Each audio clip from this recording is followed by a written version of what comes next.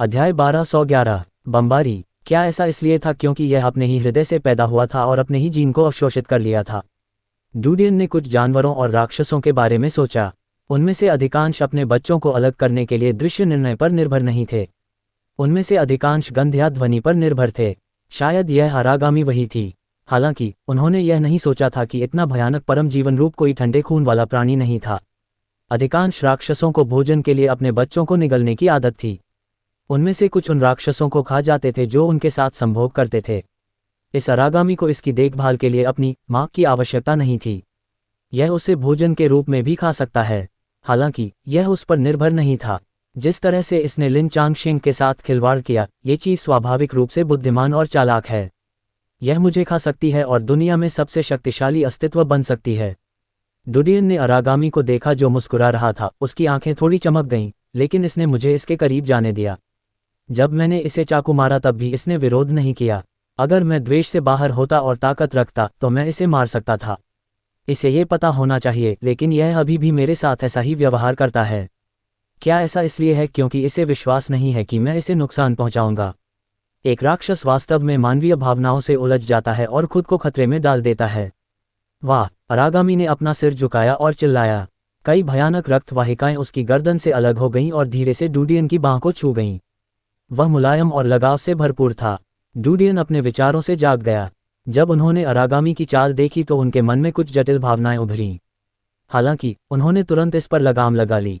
किसी भी मामले में अरागामी की स्थिति उसके लिए एक अच्छी बात थी। अगर वह इस शक्ति का अच्छा उपयोग कर सकता था तो वह आसानी से साम्राज्य को समतल कर सकता था और संघ पर शासन कर सकता था। उसके मन में तुरंत एक विचार आया। उन्होंने सांत्वना के कुछ शब्द भेजने के लिए अपनी टेलीपैथिक धारणा का उपयोग किया।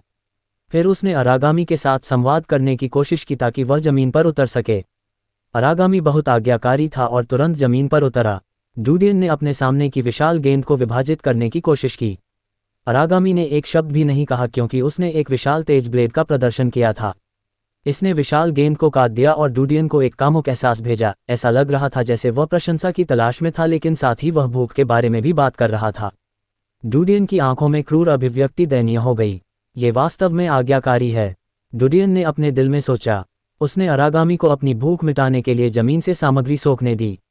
अरागामी को अन्याय महसूस हुआ और थोड़ी नाराजगी महसूस हुई, लेकिन इसने आज्ञाकारी ढंग से अपना हाथ जमीन पर रख दिया। जल्द ही जमीन की ऊंचाई कम हो गई। डूडियन को लगा कि उसके शरीर में कोई शक्ति प्रवाहित हो रही है। उसे लगा कि उसका खून उबल रहा है और वह ऊर्जा से भरपूर है। ऐसा लग रहा था मानो किसी भूखे व्यक्ति ने अचानक भरपेट खाना खा लिया हो। उसके पास ताकत थी जिसका वह उपयोग नहीं कर सका। इसके द्वारा अवशोषित की गई ऊर्जा मेरे शरीर में भी स्थानांतरित हो जाएगी। डूडियन आश्चर्यचकित था, लेकिन सतह पर वह शांत था। उसकी आंखें तुरंत चमक उठीं। इसी समय अचानक एक खतरनाक अपशकुन आया। डूडियन मदद नहीं कर सका, लेकिन अपना सिर उठाया। जैसे ही उसने ठंड के एहसास की दिशा में देखा, उसकी पुतलियां सिकुड़ गईं। अरागामी जो खुशी से पृथ्वी की सामग्री को अवशोषित कर रही थी, उसने भी ऊपर देखा। उसने अपना मुंह खोला और अपना मुंह खोला। उसकी अभिव्यक्ति बदल गई। इसकी लाल आंखें क्रोध से भरी हुई थीं। परमाणु बम! डूडियन ने दर्जनों काले बिंदुओं को अपनी ओर सीटी बजाते देखा। उन्होंने इन्हें परमाणु मिसाइलों के रूप में पहचाना। उसने तुरंत अरागामी को एक टेलीपैथिक संदेश भेजा ताकि वह उनसे बच सके। अरागामी ने हठपूर्वक अपना सिर हिलाया। इसने डूडियन से कहा कि वह इन चीज़ों को पूरी तरह से नष्ट करना चाहता है। डूडियन थोड़ा चिंतित था। उसने तुरंत अरागामी को इन हथियारों की विनाशकारी शक्ति के बारे में बताने के लिए एक टेलीपैथिक संदेश भेजा। टेलीपैथिक संचार के कारण गति अत्यंत तीव्र थी। इसके अलावा ये परमाणु विस्फोट की भयानक तस्वीर को सीधे अरागामी तक पहुंचाने में सक्षम था। अरागामी ने फिर भी हठपूर्वक अपना सिर हिलाया। डूडियन स्तब्ध रह गया। प्रतिक्रिया देने में एक क्षण लगा। अरागामी चतुर और चालाक थी। ये बिना किसी कारण के अहंकारी नहीं होगा। दूसरे शब्दों में, उसे इसकी शक्ति के बारे में पर्याप्त जानकारी नहीं थी। वह इससे निपटना चाहता था और देखना चाहता था कि यह कितना मजबूत है। लेकिन अचानक उन्हें ख्याल आया कि इन परमाणु हथियारों की शक्ल थोड़ी अजीब है। क्या इन चीज़ों को क्रिम्सन मून और फायर ड्रैगन द्वारा अवरुद्ध नहीं किया जाना चाहिए? वे यहाँ कैसे प्रकट हो सकते हैं?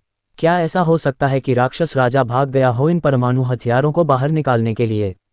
यदि ऐसा मामला होता तो संभवतः राक्षस राजा परमाणु हथियारों के विस्फोट के बाद की स्थिति का निरीक्षण करने के लिए वापस आते। डूडियन की निगाहें केंद्रित हो गईं। उसने देखा कि मिसाइल उजाड़ मुख्य शहर के किनारे तक उड़ गई थी।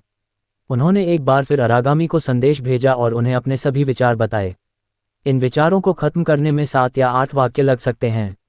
हालांकि अरागामी और अरागामी के बीच संचार केवल एक पल के लिए था। अरागामी जो चाल चलने ही वाला था एक पल के लिए स्तब्ध रह गया। ये मामला बड़ा दिलचस्प लग रहा था। वह डूडियन को देखकर मुस्कुराया और अपने सफ़ेद दांत दिखाने लगा। उसका शरीर मिट्टी में सिकुड़ गया। उसी समय उसके कंधे पर एक चट्टानी कवच दिखाई दिया। इसने डूडियन को अंदर सुरक्षित कर दिया ताकि वह रेत से रगड़ न खाए। डूडियन इसके विचारशील कार्य से प्रभावित हुआ। उसने इस पर नज़र डाली। डूडियन की आंखों को महसूस करते ही अरागामी मुस्कुराया। इससे गोता लगाने की गति तेज हो गई। पलक झपकते ही वह जमीन के अंदर हजारों मीटर तक सिमट गया। अगले ही पल सतह से एक तेज गड़गड़ाहट की आवाज़ आई। पृथ्वी से एक भयानक शक्ति आ रही थी। ऐसा लग रहा था मानो कोई विशाल पर्वत टूटकर गिर रहा हो। धरती हिल रही थी और धरती दब रही थी। भयानक दबाव ने रेत के अनगिनत कणों को कुचल दिया। डूडियन ने पाया कि वह अरागामी के शरीर के माध्यम से आसपास की मिट्टी में बदलाव महसूस कर सकता है। हालांकि उन्हें ज़्यादा दर्द महसूस नहीं हुआ। भारी दबाव पड़ने पर अरागामी का शरीर एक कठोर हीरे में बदल गया। आसपास की मिट्टी के दबाव के बावजूद अरागामी बिल्कुल भी नहीं हिला। इसके अलावा इसने बाहरी आवरणों की कई परतें बनाई जो छोटे छोटे छिद्रों से भरी थीं। इसने काला बलगम उगल दिया जो मकड़ी के जाले की तरह मिट्टी में बिखर गया। आसपास की मिट्टी अरागामी के अंगों की तरह चिपचिपी थी। इस पर काबू पाया जा सका। बूम बूम बूम लगातार झटके आते रहे। यह एक विशाल पर्वत को पकड़े हुए जैसा था। वह अपने सिर के ऊपर जमीन से टकराता रहा। जल्द ही ऊपर की मिट्टी से उच्च तापमान आने लगा। सटीक हमला। ऐसा लगता है कि फेडरेशन में एक एंटीना है जो इस जगह की निगरानी कर सकता है। अरागामी को संदेश देते समय डूडियन की आंखें चमक उठीं। डूडियन को अपने विचार बताते समय अरागामी थोड़ा मुस्कुराया। डूडियन को इसकी योजना का आभास हुआ तो वह आश्चर्यचकित रह गया। उसने अरागामी को देखा। यह उसके जैसा ही क्यों सोच रहा था। 10 से अधिक बमबारी के बाद उसके सिर के ऊपर से बड़ी मात्रा में उच्च तापमान निकला। तापमान बढ़ता गया। उसी क्षेत्र में 10 से अधिक परमाणु बम विस्फोट किए गए। सुपरपोजिशन के कारण होने वाली परमाणु सम्मलन प्रतिक्रिया भूस्खलन या सुनामी की तरह थी। त्वचा की परत दर परत जमीन से अलग हो गई जिससे अंदर की अंधेरी मिट्टी दिखाई देने लगी। परमाणु बम की जलती मिट्टी लाल हो गई। ऐसा लग रहा था जैसे पृथ्वी का मांस और रक्त उजागर हो गया हो। पिघला हुआ मैग्मा खून के छींटे जैसा लग रहा था। अध्याय 1212 पीछा। इस तरह के एक हिंसक विस्फोट से मुख्य इंजन शहर को नष्ट हो जाना चाहिए था। डूडियन ने अपने सिर के ऊपर से आने वाले हिंसक झटकों को महसूस किया लेकिन वह घबराया नहीं। इसके बजाय उसे सुरक्षा की भावना महसूस हुई। यह उस कवच से आया जो अरागामी ने उसे दिया था। कवच उसके शरीर के चारों ओर लिपटा हुआ था और उसे कोई नुकसान नहीं हुआ। उसे थोड़ा घुटन सा महसूस हुआ। इस समय अरागामी ने गोता लगाना बंद कर दिया। उसने अचानक अपने शरीर से बड़ी संख्या में नर्म जालों को अलग कर दिया और उसके सिर के ऊपर गर्म चट्टान की परत में छेद कर दिया। डूडियन हैरान था। उन्होंने तब तक इंतजार किया जब तक कि उनका शरीर ऊर्जा से भर नहीं गया, इससे पहले कि उन्हें एहसास हुआ कि अरागामी परमाणु बम की शक्ति को अवशोषित कर रहा था। क्या परमाणु बम इसके खिलाफ अप्रभावी है? डूडियन हैरान था। अरागामी की अनुकूलनशीलता बहुत उग्र थी। क्या ऐसा हो सकता है कि करोड़ों डिग्री के उच्च तापमान का एक क्षण ही इसे मार सकता है? एक क्षण बाद परमाणु बम का कंपन धीरे धीरे बंद हो गया। जमीन को सैकड़ों मीटर गहराई तक जोता गया। समुद्र तल से हजारों मीटर ऊपर चट्टान की परत लाल गर्म पत्थर के बर्तन की तरह गर्म हो रही थी। डूडियन और अरागामी चट्टान की परत की दरार में थे, हालांकि उसे बहुत ज्यादा महसूस नहीं हुआ। ऐसा लगता है कि यह रुक गया है। डूडियन ने ऊपर से हो रही हलचल को सुना। उन्हें राहत मिली। सौभाग्य से सोवियत काल में बिग इवान जैसा कोई परमाणु बम नहीं था, अन्यथा इस आदमी की अनुकूलनशीलता इसका सामना करने में सक्षम नहीं हो सकती थी। मुझे नहीं पता कि लिन चांगशेंग ने ऐसा नहीं किया था या नहीं इतनी मात्रा में परमाणु हथियार बनाए, या यदि शैतान सम्राट ने इसे लॉन्च नहीं किया। क्या वह फेडरेशन के आधे से अधिक हिस्से को नष्ट करने को लेकर चिंतित है? बिग इवान के स्तर का परमाणु हथियार देश के आधे हिस्से को नष्ट करने के लिए पर्याप्त था। यह महाद्वीप को थोड़ा सा हिला भी सकता है। ये सबसे बड़ा परमाणु बम था। ये प्रलय युग का मुख्य अपराधी भी था। चाहे कुछ भी हो, डूडियन को लगा कि वह बैठकर मौत का इंतजार नहीं कर सकता। उन्होंने तुरंत अरागामी से आग्रह किया। वाह वाह, अरागामी ने खुशी से जवाब दिया। उसका शरीर अचानक मांस और खून के ढेर में विभाजित हो गया। इसका शरीर फटा हुआ और जला हुआ था। इसने विस्फोट की सतह पर मांस और रक्त को धकेल दिया। फिर डूडियन को हजारों मीटर दूर भागने में मदद मिली।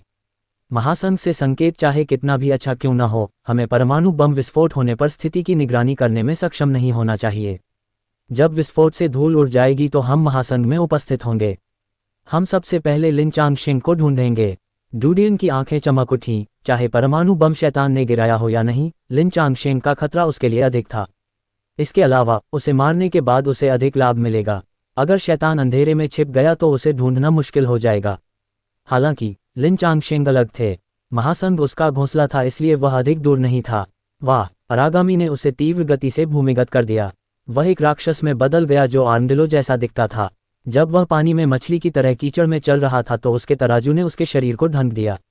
कुछ मिनट बाद वे निकटतम शहर में आए। वहां बहुत से शरणार्थी थे। डूडियन ने एक्स-रे दृष्टि से देखा कि वहां कई भूमिगत आश्रय स्थल थे। वे लोगों से भरे हुए थे। सतह पर अभी भी कुछ भटकते हुए नागरिक थे। वे कांपते चूहों की तरह बिस्तर और मेज के नीचे छिप गए। डूडियन ने अरागामी को संदेश भेजा। वे मिट्टी और धातु की दीवारों से गुजरे और चुपचाप एक आश्रय में दिखाई दिए। जब वे आश्रय में प्रवेश करते थे तो डूडियन ने जानबूझकर अरागामी को एक इंसान के रूप में बदल दिया। अरागामी बहुत आज्ञाकारी थी। वह लगभग 1.4 मीटर लंबी एक छोटी लड़की में बदल गई। उसके बाल काले और चिकने थे। उसकी चमकदार आंखें और सफ़ेद दांत थे। उसका चेहरा सुंदर था। साथ ही डूडियन ने उसे लंबी स्कर्ट का प्रदर्शन करने के लिए अपने शरीर का उपयोग करने की याद दिलाई। अगर कोई स्कर्ट को छूता तो उसे पता चलता कि वह मांस से बनी है। डूडियन उसकी गर्दन के किनारे तक चला गया। वह अंगूठे के आकार तक सिकुड़ गया था और उसके लंबे बालों से ढका हुआ था।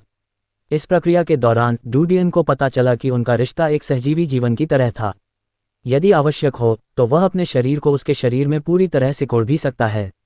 पिताजी, मुझे पिताजी चाहिए। वो किसी बच्चे के रोने की आवाज़ सुनाई दी। डूडियन ने नज़र घुमाई और एक अधिकारी को देखा जो गार्ड की तरह कपड़े पहने हुए था। उन्होंने तपाक से कहा, आवाज़ मत निकालो। अगर तुम रोती रहोगी तो मैं तुम्हें बाहर निकाल दूंगा। बालक की मां क्रोधित सिंह के समान थी। उसने एक हाथ में बच्चे को पकड़ रखा था। वह अधिकारी पर चिल्लाई, तुम इतने क्रूर क्यों हो? आपने हमें बाहर क्यों जाने दिया? हमने टिकट खरीदने के लिए पैसे खर्च किए। मैंने बहुत सारा पैसा खर्च किया। क्या बच्चे के रोने से आपको ठेस पहुंची? अधिकारी का चेहरा उदास और ठंडा था। उन्होंने कहा, बाहर की स्थिति अब बहुत जटिल है। आपकी कल्पना से कहीं अधिक लोग यहाँ आना चाहते हैं। यदि तुम यहाँ नहीं रहना चाहते तो मैं तुम्हें अभी भेज दूंगा। यदि तुम्हें यहाँ रहना जारी रखना है तो तुम्हें शांत रहना होगा।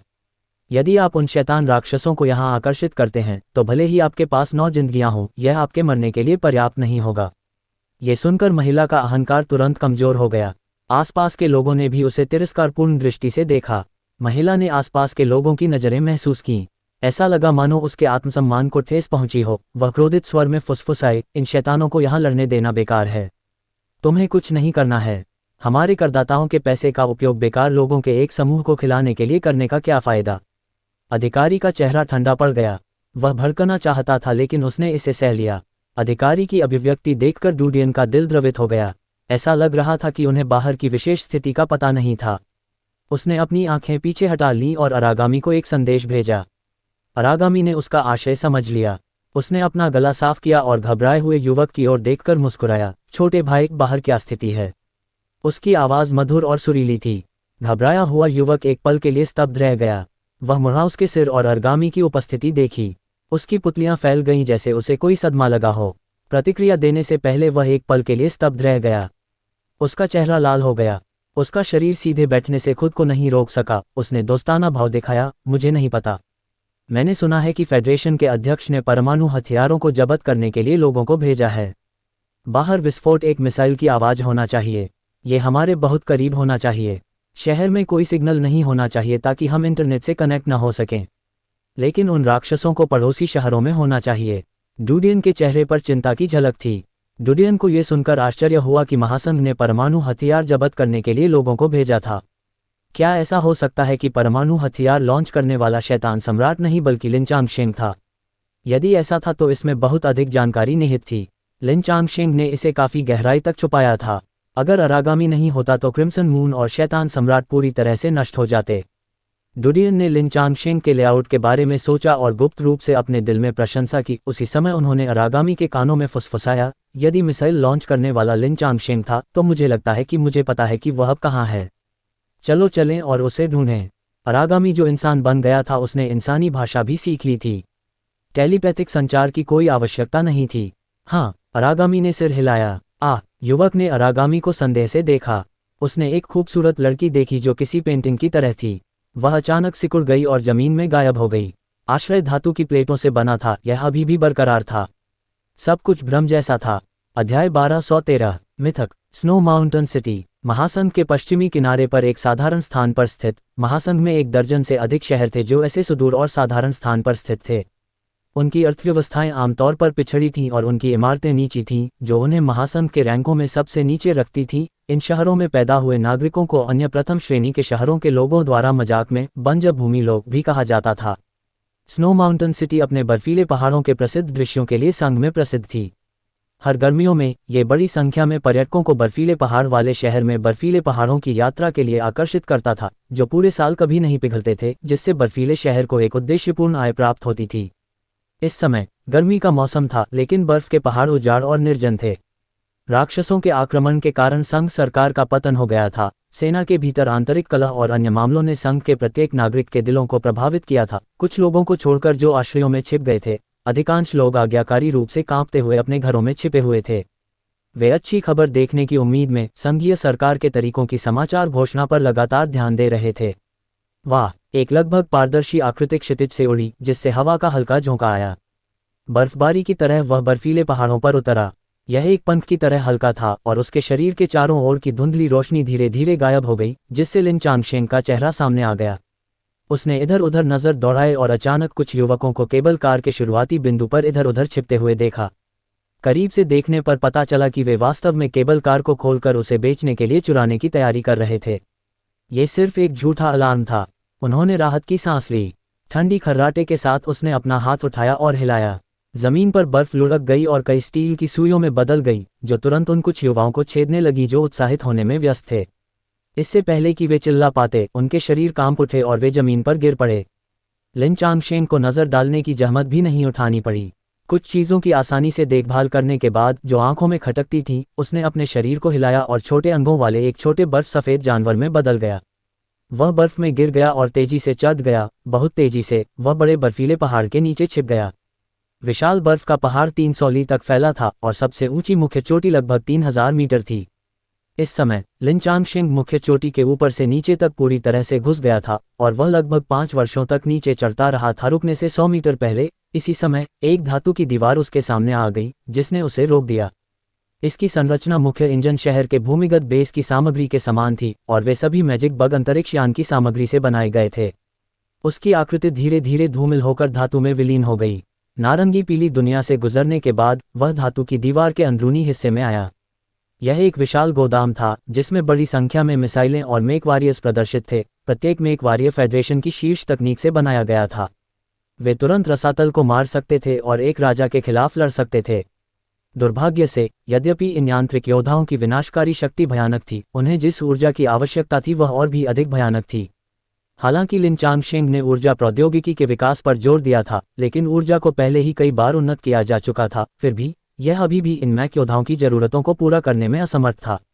वे केवल थोड़े समय के लिए सक्रिय हो सकते थे और एक राजा के रूप में लंबे समय तक नहीं लड़ सकते थे। इसलिए इन्हें यहाँ सील कर दिया गया। केवल इस आधार में ऊर्जा की भारी मात्रा ही उन्हें बेतहाशा लड़ने और बर्बाद करने की अनुमति दे सकती है। लिन चांगशेंग तेजी से एक विशाल उपकरण के सामने चला गया जो एक विशाल पेड़ जैसा था और पूछा, स्थिति कैसी है? क्या तुमने इसे मार डाला? विशाल उपकरण ने लिन चांगशेंग की छाया प्रक्षेपित की। उनकी अभिव्यक्ति थोड़ी ठंडी और कठोर थी क्योंकि उन्होंने कहा, विस्फोट क्षेत्र में स्थिति को अभी भी स्कैन किया जा रहा है। सिग्नल में बहुत बुरी तरह से हस्तक्षेप किया गया है। केवल 1 मिनट और 32 सेकंड में परिणाम आएंगे। लिन चांगशेंग ने थोड़ी नाराजगी जताई, लेकिन वह ये भी जानता था कि घबराने से कोई फायदा नहीं है। उसने खुद से कहा, विस्फोट को एफिनी ह्यूजेस का ध्यान आकर्षित करने में सक्षम होना चाहिए। अगर यह आदमी जांच करने के लिए वापस जाता है तो उसे मोलभाव न करने दें। नहीं, हमें अभी भी मिसाइलों की दूसरी लहर तैयार करने की जरूरत है। छाया ने भावहीन होकर कहा, यांत्रिक हृदय के बारे में क्या? क्या ये क्षतिग्रस्त है? लिन चांगशेंग ने अपना सिर हिलाया, यह मेरे शरीर में है, इसलिए मैं फिलहाल इसे बाहर नहीं निकालूंगा। यदि एफिनी ह्यूज प्रकट होता है तो मुझे उससे छुटकारा पाने और भविष्य की किसी भी परेशानी को खत्म करने के लिए यांत्रिक हृदय की शक्ति उधार लेने की आवश्यकता होगी। अब जब ब्लड मून आ रहा है तो मुझे ब्लड मून आने से पहले सब कुछ निपटाना होगा, नहीं तो इस बार मैं बच नहीं पाऊंगा। मेरे विश्लेषण के अनुसार एफिनी ह्यूजेस के जांच के लिए लौटने की संभावना 17.5% है। दूरी में छुपने और इस जगह को ढूंढने के लिए आपका पीछा करने की संभावना 31.9% है और सीधे निकल जाने की संभावना 50.6% है। छाया ने उदासीनता से कहा, मेरे पीछे आओ। लिन चांगशेंग चौंक गया और उसका दिल अचानक ठंडे पसीने से तर हो गया। उसे महसूस हुआ कि उसकी पीठ कुछ ठंडी हो गई है। उन्हें इसकी उम्मीद नहीं थी, लेकिन इसे नज़रअंदाज कर दिया गया। उन्होंने तुरंत अपनी धारणा जारी की। बेस से बाहर और बाहर बर्फीले पहाड़ों में फैलते हुए कोई संदिग्ध निशान नहीं दिखने के बाद ही उन्होंने राहत की सांस ली। ये संभावना का केवल 1/3 था। ऐसा लग रहा था कि प्रभावशाली ह्यूज ने उसका पीछा करना नहीं चुना था, या शायद उसने उस ताकत को देखा था जो उसने प्रदर्शित की थी, ये जानते हुए कि अगर वह पकड़ भी गया तो भी उसे हराना मुश्किल होगा। वह तुरंत चला गया था। ऐसा लगता है कि आखिरकार वह अपने पिता जितना बहादुर नहीं है। वह अपने पिता की तरह नहीं है, जो भगवान बनने के लिए अकेले प्रशांत महासागर की गहराई में चला गया और अरबों समुद्री जानवरों के बीच उस सफ़ेद खाई का पीछा किया। लिन चांगशेंग ने अपना सिर हिलाया। उसे एप्सिलॉन ह्यूजेस के लिए खेद महसूस हुआ। यह उसका आखिरी मौका हो सकता है। एक बार जब उसने इस अरागामी से छुटकारा पा लिया और इसके जीन प्राप्त कर लिए, तो वह दुनिया में सबसे शक्तिशाली जीवन रूप बन जाएगा, एकमात्र भगवान। उस समय ब्लड मूना भी गया तो डरने की क्या बात थी। स्थिति को पहले ही स्कैन किया जा चुका है। मैं इसे आपको स्क्रीन पर भेजूंगा, फैंटम ने अचानक कहा। लिन चांगशेंग ने सिर हिलाया। बड़े स्क्रीन पर आसमान में धुएं और धूल का दृश्य दिखाई दिया। धीरे धीरे छटती धूल से कोई देख सकता था कि जमीन जलकर काली हो गई थी, जैसे ज्वालामुखी का मैग्मा फूट रहा हो। एक विशाल और चौंकाने वाली नाली ने जमीन को अलग कर दिया। समय समय पर स्क्रीन पर बर्फ के टुकड़े दिखाई देते थे, लेकिन विश्लेषण किया गया दृश्य बहुत स्पष्ट नहीं था। जल्द ही लिन चांगशेंग ने विस्फोट के मूल में दृश्य देखा। वह अचानक लिन चांगशेंग ने देखा अत्यंत अगोचर काला बिंदु। करीब से निरीक्षण करने पर उन्हें पता चला कि यह एक जली हुई लाश थी। लाश। लिन चांगशेंग के दिमाग में एक विचार आया, लेकिन उन्हें तुरंत लगा कि कुछ गलत है। एक पल सोचने के बाद वह उपहास करने से खुद को नहीं रोक सका। ये जानवर अभी भी उस पर एक चाल खेलना चाहता था। एक ही युक्ति का 2 बार उपयोग करना बहुत मूर्खतापूर्ण था। हालांकि वह पहले से ही निश्चित था कि यह हरागामी मरी नहीं थी। इसके बजाय यह अंधेरे में छिपा हुआ था, उसे एक घातक झटका देने की तैयारी कर रहा था। दुर्भाग्य से उसने व्यक्तिगत रूप से इस राक्षस से लड़ने की योजना नहीं बनाई थी। यदि वह परमाणु बम से समस्या का समाधान कर सकता था, तो उसे यह कार्य स्वयं क्यों करना पड़ा। संदेश भेजें, दूसरी बमबारी की तैयारी करें। इस बार पहाड़ तोड़ने वाले बम का उपयोग करें। तब तक बमबारी जारी रखें जब तक वह उस स्थान में प्रवेश न कर जाए। लिन चांगशेंग ने निर्देश दिया। फैंटम ने ठंडे स्वर में कहा, अभी के विश्लेषण के अनुसार यदि यह हरागामी मरी नहीं है, तो 93.4% संभावना है कि यह मिसाइल बमबारी से पहले छिपने के लिए भूमिगत हो गया है। यदि यह बमबारी जारी रखता है तो यह समझ जाएगा कि मैंने इसके इरादों को समझ लिया है और छोड़ने के लिए मुड़ जाएगा। इस तरह इसे ढूंढना असंभव होगा। लिन चांगशेंग ने ठंडे स्वर में कहा, मुझे पता है। बमबारी जारी रखना सिर्फ ये बताने के लिए है कि मेरा ध्यान वहाँ है। अगर यह चला जाता है तो सबसे पहले पास के शहर जाएंगे। तुरंत पूरे नेटवर्क निगरानी को सक्रिय करें और हर संदिग्ध अस्तित्व की जांच करें। एक बार जब यह एक लक्ष्य पर लॉक हो जाता है तो 100 मिलियन टन मिथक को सक्रिय करने के लिए तैयार रहें।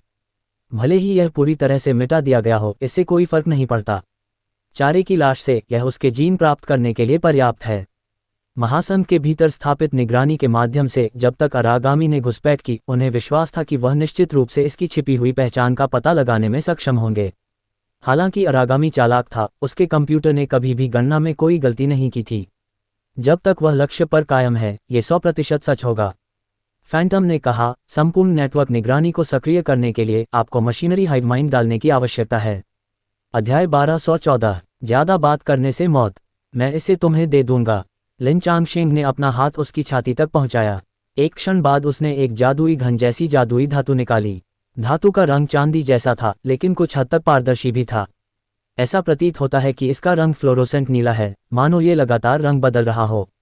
यह मुट्ठी के आकार की चीज थी जो फेडरेशन मेनफ्रेम का मुख्य इंजन थी। ये प्रति सेकंड फेडरेशन मेनफ्रेम अरबों गणनाओं को संचालित कर सकता है। एम्बेड करने के लिए तैयार हो जाओ, उदासीनता से कहते हुए फैंटम की आंखों में एक रोशनी चमक उठी। पीछे की ओर विशाल पेड़ जैसी मशीन से 2 धातु के रोल निकाले गए। उन्होंने यांत्रिक हृदय को अवशोषित कर लिया और इसे लोड करने के लिए मशीन के केंद्र में एक स्लॉट में भेज दिया। एक क्षण बाद फैंटम को मेनफ्रेम से एक संदेश प्राप्त हुआ। इसमें लिन चांगशेंग से कहा गया, संपूर्ण नेटवर्क निगरानी सक्रिय कर दी गई है। हम वर्तमान में संदिग्ध अपरिचित चेहरों की तलाश कर रहे हैं। परिणाम 48 सेकंड में उपलब्ध होंगे। लिन चांगशेंग ने सिर हिलाया। यदि यह राक्षस संघ में प्रकट होता तो या तो राक्षस के रूप में प्रकट होता अथवा मानव के रूप में राक्षस रूप में प्रकट होता। यदि यह एक इंसान होता तो वह घरेलू रजिस्टर पर अपंजीकृत काले परिवारों की खोज कर सकता था और उनमें से चुन सकता था। यदि राक्षस ने किसी व्यक्ति को खा लिया और उसका स्वरूप बदल दिया तो दूसरा कदम उसके व्यवहार में असामान्यताओं की खोज करना होगा। मेनफ्रेम की कंप्यूटिंग क्षमता के साथ परिणाम जल्दी प्राप्त होगा। एक क्षण बाद फैंटम ने कहा, काले घरेलू जांच में कोई संदिग्ध नहीं है और अपरिचित चेहरों की जांच में कोई संदिग्ध नहीं है। महासंघ में घुसपैठ करने वाले इस राक्षस की संभावना 40% से कम हो गई है। पूरी आबादी के व्यवहार का विश्लेषण करना शुरू करें और संदिग्ध वस्तुओं की खोज करें। लिन चांगशेंग ने पूछा, कितना समय लगेगा? लगभग 5 मिनट, फैंटम ने कहा। लिन चांगशेंग ने राहत की सांस ली। 5 मिनट अभी भी इंतजार किया जा सकता था। आखिरकार इस चरण के लिए बहुत अधिक डेटा की आवश्यकता थी। इसे मात्र 5 मिनट में पूरा कर पाना पहले से ही एक अकल्पनीय बात थी। प्रतीक्षा करते समय लिन चांगशेंग ने उस जली हुई लाश के बारे में सोचा जो अभी भी परमाणु विस्फोट स्थल पर थी और आदेश दिया, उस लाश को लाने के लिए तुरंत रोबोट सैनिकों की एक टीम भेजें। चौथा अनुसंधान संस्थान, फैंटम ने कहा, उन्हें पहले ही भेज दिया गया है। लिन चांगशेंग ने थोड़ा सिर हिलाया। फैंटम भी वही था। गणनाओं में मेनफ्रेम की सहायता से ये जितना उसने सोचा था उससे कहीं अधिक व्यापक था। बीप बीप, अचानक बेस लाल बत्ती से जगमगा उठा और उसी समय अलार्म बज उठा। लिन चांगशेंग और छाया एक ही समय में चौंक गए। लिन चांगशेंग ने तुरंत पूछा, अलार्म किस कारण से बजा? किसी चीज ने रक्षा घेरे को छू लिया है और तेजी से यहां आ रही है। छाया की अभिव्यक्ति बदल गई। वह पहले की तरह अभिव्यक्तिहीन और उदासीन नहीं रहा। उसने बड़ी स्क्रीन पर दिखाई देने के लिए तुरंत निगरानी स्क्रीन को घुमाया। उस स्थान की छवि बदल दी गई जहां परमाणु बम विस्फोट हुआ था। छवि में बर्फीले पहाड़ों और कीचड़ से एक लंबी छाया तेजी से तैर रही थी। ये समुद्र में एक शार्क की तरह थी जो हत्या के इरादे से भरी हुई थी और बेहद तेज थी। क्या यह एक राक्षस है? असंभव। क्षमता मूल्य का पता कहाँ है? लिन चांगशेंग जल्दी से चिल्लाया। जल्द ही स्क्रीन के किनारे एक ऊर्जा उतार चढ़ाव दिखाई दिया। इस समय ऊर्जा मूल्य रक्त लाल था, जिसका अर्थ था कि ऊर्जा मूल्य पता लगाने वाले उपकरण की ऊपरी सीमा से अधिक हो गया था। यही है, ये वह राक्षस है। लिन चांगशेंग अविश्वास में था। उसका चेहरा बेहद बदसूरत था। इसे इस जगह के बारे में कैसे पता चला? यह असंभव है कि मैंने इसे नहीं हटाया। अगर इसे मेरा ठिकाना पता होता तो इसने बहुत पहले ही मेरा पीछा कर लिया होता। यह अभी ही क्यों आया? ये हमें एक झटके में मिटा देना चाहता है। छाया का चेहरा बेहद उदास था। वह जल्दी से बोला, ये यांत्रिक हृदय से हट रहा है। तुरंत अपने शरीर में छुप जाओ। यांत्रिक हृदय के बिना आप इससे नहीं लड़ सकते। लिन चांगशेंग जाग गया और जल्दी से विशाल पेड़ जैसी मशीन की ओर दौड़ पड़ा। इसी समय आधार अचानक हिल गया। अगले ही पल लिन चांगशेंग की पीठ से एक भयानक क्यूई फैल गई और पूरे बेस में भर गई। ये क्यूई एक अजीब द्वेष और निर्ममता से भरी हुई थी, मानो इसने पूरे आधार को खून की परत से ढक दिया हो। आप सचमुच यहाँ हैं? पीछे से एक परिचित आवाज आई। लिन चांगशेंग स्तब्ध रह गए। उसने पीछे मुड़कर देखा तो एक लड़की दूर खड़ी थी जिसकी लंबाई 1.5 मीटर से भी कम थी। वह उसे देखकर मुस्कुरा रही थी, लेकिन उसकी खूबसूरत आंखों में बुराई की झलक थी। उसके कंधे पर एक मुट्ठी के आकार की आकृति थी। ये डूडियन था। तुम मरे नहीं हो। लिन चांगशेंग चौंक गया। तो यह चीज आप हैं? मैं सोच रहा था कि यह इतना धूर्त कैसे हो सकता है। इससे पता चलता है कि आप अंधेरे में छिपे हुए हैं। आप वास्तव में इस राक्षस को नियंत्रित कर सकते हैं। क्या इसमें आत्म जागरूकता नहीं है? डूडियन को पता था कि उसने गलत समझा है, लेकिन समझाने में वह बहुत आलसी था। उन्होंने लिन चांगशेंग की आकृति की मुद्रा पर ध्यान दिया। जब वे अंदर आए तो लिन चांगशेंग ने इसे देख लिया था, लेकिन भागे नहीं। इसके बजाय वह विशाल पेड़ जैसी मशीन की ओर दौड़ा। उसका व्यवहार संदिग्ध था। डूडियन ने आधार में छिपे यांत्रिक हृदय और संघीय मेनफ्रेम के बारे में सोचते हुए व्यंग्य किया। उन्होंने कहा, जब आप मरने वाले हों तो खजाने के बारे में सोचना थोड़ा लालची है। मुझे उम्मीद नहीं थी कि आप 200 साल से अधिक जीवित रहेंगे। आप चतुर हैं, लेकिन आप मानव स्वभाव के लालच से बच नहीं सकते। अंततः आप एक साधारण व्यक्ति ही हैं। लिन चांगशेंग जाग गए, लेकिन मशीन की ओर भागने की हिम्मत नहीं की। उसने देखा कि मेनफ्रेम का स्लॉट खुल गया है। इसमें यांत्रिक हृदय लटका हुआ था। ऐसा लग रहा था कि कोई विशेष बल क्षेत्र था जिसने उसे हवा में उछाल दिया। उसका गला घूम गया। डूडियन के खिलाफ लड़ने के लिए उसके पास यही एकमात्र पूंजी थी। हालांकि वह जानता था कि डूडियन चतुर और चालाक था। जब तक वह चलता रहेगा वह अपने इरादों को देख सकेगा। इसके अलावा डूडियन के शब्दों से उन्हें पता चला कि डूडियन को मशीन के हृदय का उपयोग पता नहीं था। उसे राहत मिली। लोग पैसे के लिए मरते हैं, पक्षी भोजन के लिए मरते हैं। क्या तुम लालची नहीं हो? लिन चांगशेंग ने डूडियन की बातों का पालन किया। उसी समय उसका शरीर स्वाभाविक रूप से डुडियन से कुछ कदम दूर चला गया। डुडियन मुस्कुराया, आप कैसे मरना चाहते हैं? लिन चांगशेंग हंसे, मर जाओ। क्या तुम्हें लगता है तुम मुझे मार सकते हो? 200 साल से भी पहले जब मैं कुछ भी नहीं था, मैं ऋषि के हाथों से बच गया था। अब मैं भगवान बनने से एक कदम दूर हूँ। कोई भी मुझे रोक नहीं सकता। मुझे पता चल जाएगा कि मैं तुम्हें मार सकता हूँ या नहीं। तुम्हारे दिमाग की खातिर मैं तुम्हें एक पूरी लाश बनाकर छोड़ दूंगा। डुडियन मुस्कुराया। लिन चांगशेंग का मुस्कान अचानक गायब हो गई और उसने उपहास किया, क्या आप नहीं जानते कि खलनायक हमेशा मर जाते हैं क्योंकि वे बहुत अधिक बात करते हैं? यदि आपने शुरुआत में हमला किया होता तो एक मौका होता, लेकिन अब धीरे धीरे विशाल पेड़ के पास आ रहा था। अपनी पूरी गति के साथ उसे यांत्रिक हृदय को पकड़ने में केवल एक क्षण लगेगा। ये सच है कि बहुत अधिक बात करने के कारण उसकी मृत्यु हो गई। डुडियन ने अपना सिर हिलाया और मुस्कुराया। लिन चांगशेंग डुडियन के साथ समय बर्बाद करने के लिए बहुत आलसी था। उसने विलंब करने का अपना लक्ष्य प्राप्त कर लिया था। उसका शरीर फट गया और विशाल वृक्ष की ओर दौड़ पड़ा। टकराना। मुख्य इंजन अचानक फट गया। खून के रंग का एक स्पर्श जमीन से फैला हुआ था। विस्फोट के क्षण यांत्रिक हृदय सिकुड़ गया। अध्याय 1215 अंत। क्या? लिन चांगशेंग की पुतलियां सिकुड़ गईं और उनका दिल ठंडा हो गया। अगले ही पल वह दहाड़ते हुए आगे बढ़ा। हालांकि उसने धातु के तल में एक बड़ा छेद देखा। उसी समय उसके पीछे की जमीन फट गई और 7-8 रक्तलाल तंबू ऊपर उठाए। वे विषैली लताओं के समान लग रहे थे जो हवा में लहरा रही थीं। क्या ये यांत्रिक हृदय है? डुडियन का ऊपरी शरीर लड़की के कंधे से फैला हुआ था। वह अलादीन के चिराग के जिन जैसा लग रहा था। उसकी कमर का निचला हिस्सा लंबा था और उसने हाथ में रंगीन क्रिस्टल रूबिक क्यूब पकड़ रखा था। शैतान सम्राट और क्रिम्सन मून इसी चीज को खोज रहे थे। वह जानता था कि यह जादुई कीड़े की बुद्धि का क्रिस्टलीकरण था। इसमें अत्यंत उच्च स्तरीय मैजिक बग तकनीक शामिल थी। संपूर्ण महासंघ का नेटवर्क सिस्टम यांत्रिक हृदय के इस छोटे से टुकड़े से संचालित होता था। यदि यह चीज अंतरिक्ष यान में अंतर्निहित होती तो यह अंतरिक्ष यान को तारों के बीच यात्रा करने और अंतरिक्ष में छलांग लगाने की अनुमति दे सकती थी। जिस ग्रह पर जादुई बग स्थित था वहां बहुत कम शीर्ष प्रौद्योगिकी उत्पाद थे। ये टुकड़ा सबसे उत्कृष्ट टुकड़ों में से एक था क्योंकि यह यांत्रिक हृदय था जिसे जादुई बग के महान ऋषि द्वारा विशेष रूप से सुसज्जित किया गया था। इसे मुझे वापस दे दो। हालांकि वह जानता था कि ऐसे शब्द निरर्थक थे, लिन चांगशेंग गुस्से में दहाड़ने के अलावा कुछ नहीं कर सका। डुडियन ने उसे नजरअंदाज कर दिया क्योंकि उसने यांत्रिक हृदय को अपने हाथ में घुमाया। उसने धीरे से एक विमान को घुमाया। क्या ये रिबूट है? आप? लिन चांगशेंग इतने गुस्से में थे कि उनका शरीर कांप रहा था। उसकी दोनों मुट्ठियां बंधी हुई थीं और उसके नाखून उसके मांस में गहरे धंसे हुए थे। डुडियन ने लिन चांगशेंग की छाया को देखा। वह जानता था कि लिन चांगशेंग की स्मृति का जो हिस्सा उसने लूट लिया था वह उससे झूठ नहीं बोला था। मशीन के हृदय को फिर से चालू करने के लिए 108 सितारा मानचित्रों को पुनर्स्थापित करने की आवश्यकता थी जो गड़बड़ हो गए थे। उनका तरीका सरल लग रहा था लेकिन वास्तव में उन्होंने लिन चांगशेंग की स्मृति का कुछ हिस्सा जोड़ लिया था। उसने मशीन हृदय को शीघ्र पुनः चालू करने का एक शॉर्टकट ढूंढ लिया था।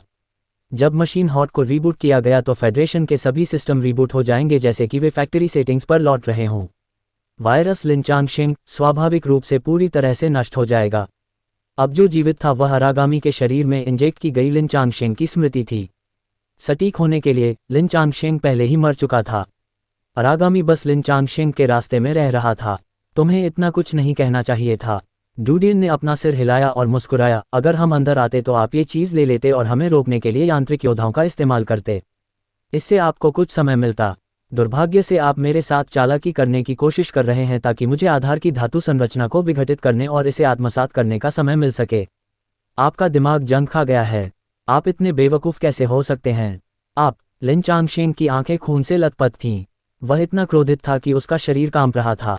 हालांकि डुडियन के शब्द बेहद व्यंग्यात्मक थे, वह अपने दिल में जानता था कि दूसरे पक्ष ने जो कहा वह सच था। यदि वह शुरू से ही सीधे दौड़ पड़े तो उसे यांत्रिक हृदय प्राप्त करने का मौका मिल सकता है। यदि उसके पास मेनफ्रेम की सहायता होती तो वह तुरंत हजारों संभावनाओं के बारे में सोच सकता था और संभाव्यता के माध्यम से सर्वोत्तम विधि चुन सकता था। हालांकि मेनफ्रेम की मदद के बिना उन्हें लगा कि उनकी सोच बेहद धीमी है। सर्वोत्तम विधि के बारे में सोचने के लिए वह केवल अपनी भावना पर भरोसा कर सकता था, न कि अंतिम संभावना में वास्तविक सर्वोत्तम विधि पर। आप और क्या कहना चाहते हैं? इसे भूल जाओ, मैं खुद देख लूंगा, डुडियन ने कहा। डुडियन ने टेलीपैथिक रूप से अरागामी गल को एक टेलीपैथिक संदेश भेजा। लड़की समझ गई और मुस्कुरा दी। वहां उसकी नज़रों में बिल्कुल इंसानों जैसी चंचलता थी। उसने अपना हाथ उठाया और जमीन से बड़ी मात्रा में खून निकला और पूरे बेस में भर गया। उन्होंने लिन चांगशेंग की ओर गोली चला दी। मैं इसे स्वीकार नहीं कर सकता, मैं इसे स्वीकार नहीं कर सकता। लिन चांगशेंग ने गुस्से में दहाड़ लगाई, उसके बाल हवा में उड़ रहे थे। ये कई मीटर तक फैल गया और अनगिनत स्टील की सुइयों की तरह बाहर निकल गया। उसने अपने हाथों को आगे बढ़ाया और उसकी उंगलियां पीले उड़ने वाले सांपों के रूप में दिखाई दी, जो चारों ओर से लिपटी हुई थीं और आने वाले रक्त रंग के जालों को काट रही थीं। अरागामी युवती ने मुस्कुराते हुए देखा, लेकिन वह हिलती नहीं दिखी। खून के रंग के तंबू जो उड़ते हुए सांपों से लड़ रहे थे, अचानक चांदी के धागे और काले कोहरे ने लिन चांगशेंग को घेर लिया और उसे अंधेरे में ढक दिया। अगर वहां नरक है तो मैं नरक में तुम्हारा इंतजार करूंगा। लिन चांगशेंग की दहाड़ काले कोहरे से निकली। वह एक चिल्लाते हुए जानवर की तरह था। डूडियन मंद मंद मुस्कुराए, अपनी बुद्धिमत्ता के साथ, आपको नर्क और स्वर्ग में विश्वास नहीं करना चाहिए। तोड़ना। लिन चांगशेंग का शरीर चांदी के धागों से लपेटा गया था। चांदी के धागों पर लगी काली गैस ने धीरे धीरे उसकी कोशिकाओं को नष्ट कर दिया। यह उसके शरीर पर आक्रमण करना और उसके शरीर को लूटना चाहता था। उसने अपने शरीर की सारी ताकत जुटाई और धक्का दिया, हालांकि उसने पाया कि चांदी का रेशम अभी भी उसके शरीर से चिपका हुआ था। निराशा, शोक, क्रोध, अफसोस और द्वेष। लिन चांगशेंग का दिल पहले से ही निराशा में था। उन्हें अपनी श्रेष्ठ बुद्धि और तर्कसंगतता पर गर्व था। हालांकि इस समय उन्हें दुख हुआ कि वह आम लोगों से केवल एक कदम आगे रह सकते हैं। वह अपनी वर्तमान स्थिति के बारे में अधिक जागरूक था। उसने पहले ही संघर्ष करना छोड़ दिया था। यांत्रिक हृदय की शक्ति के बिना उसके राक्षसी अंगों की ताकत की तुलना डूडियन से नहीं की जा सकती थी। इस क्षण तक उसने अभी भी यही सोचा था कि राक्षस डूडियन का शरीर था। अपने चारों ओर लिपटे चांदी के धागों से उसे नरभक्षण का डर महसूस हुआ। ऐसा लग रहा था कि वह राक्षस उसके शरीर का स्वाभाविक शत्रु था। उसे अचानक ख्याल आया कि राक्षस स्वामी ने भागने का फैसला क्यों किया। उसे इस अरागामी राक्षस के आतंक का एहसास बहुत पहले ही हो गया होगा। आखिरकार, बाद वाला एक शुद्ध नस्ल का अरागामी था। तुम्हें कैसे पता चला कि मैं यहाँ रहूंगा? क्या तुमने मेरी स्मृति का वह हिस्सा लूट लिया? असंभव, मेरी स्मृति के उस हिस्से में यह शामिल नहीं है। ये कुछ ऐसा है जिसे मैंने अभी बनाया है। लिन चांगशेंग ने अपने शरीर के बाहर जंग का विरोध नहीं किया, वह काले कोहरे के बाहर चिल्लाया। वह जानता था कि वह मरने वाला है। वह समझने के लिए मरना चाहता था। डूडियन ने लड़की को काला कोहरा छंटने दिया। वह मुस्कुराया, मैं केवल आपको बहुत लापरवाह होने के लिए दोषी ठहरा सकता हूँ। यदि आप मेरी स्मृति में अन्य ठिकानों पर गए तो मैं आपको नहीं ढूंढ पाऊंगा। लेकिन मुझे लगता है कि आप उन ठिकानों पर जाना नहीं चुनेंगे। आप एक नया आधार बनाना चुनेंगे। आखिरकार, मैं अन्य ठिकानों का स्थान जानता हूँ। हालांकि मैं अस्थायी रूप से छिप सकता हूँ, लेकिन अगर मैं आपको कहीं नहीं ढूंढ पाऊंगा तो मैं निश्चित रूप से उन स्थानों पर खोजने के लिए जाऊंगा। इसलिए एक नया आधार बनाना आवश्यक है। और नए आधार के निर्माण के लिए सबसे उपयुक्त स्थान कहाँ है?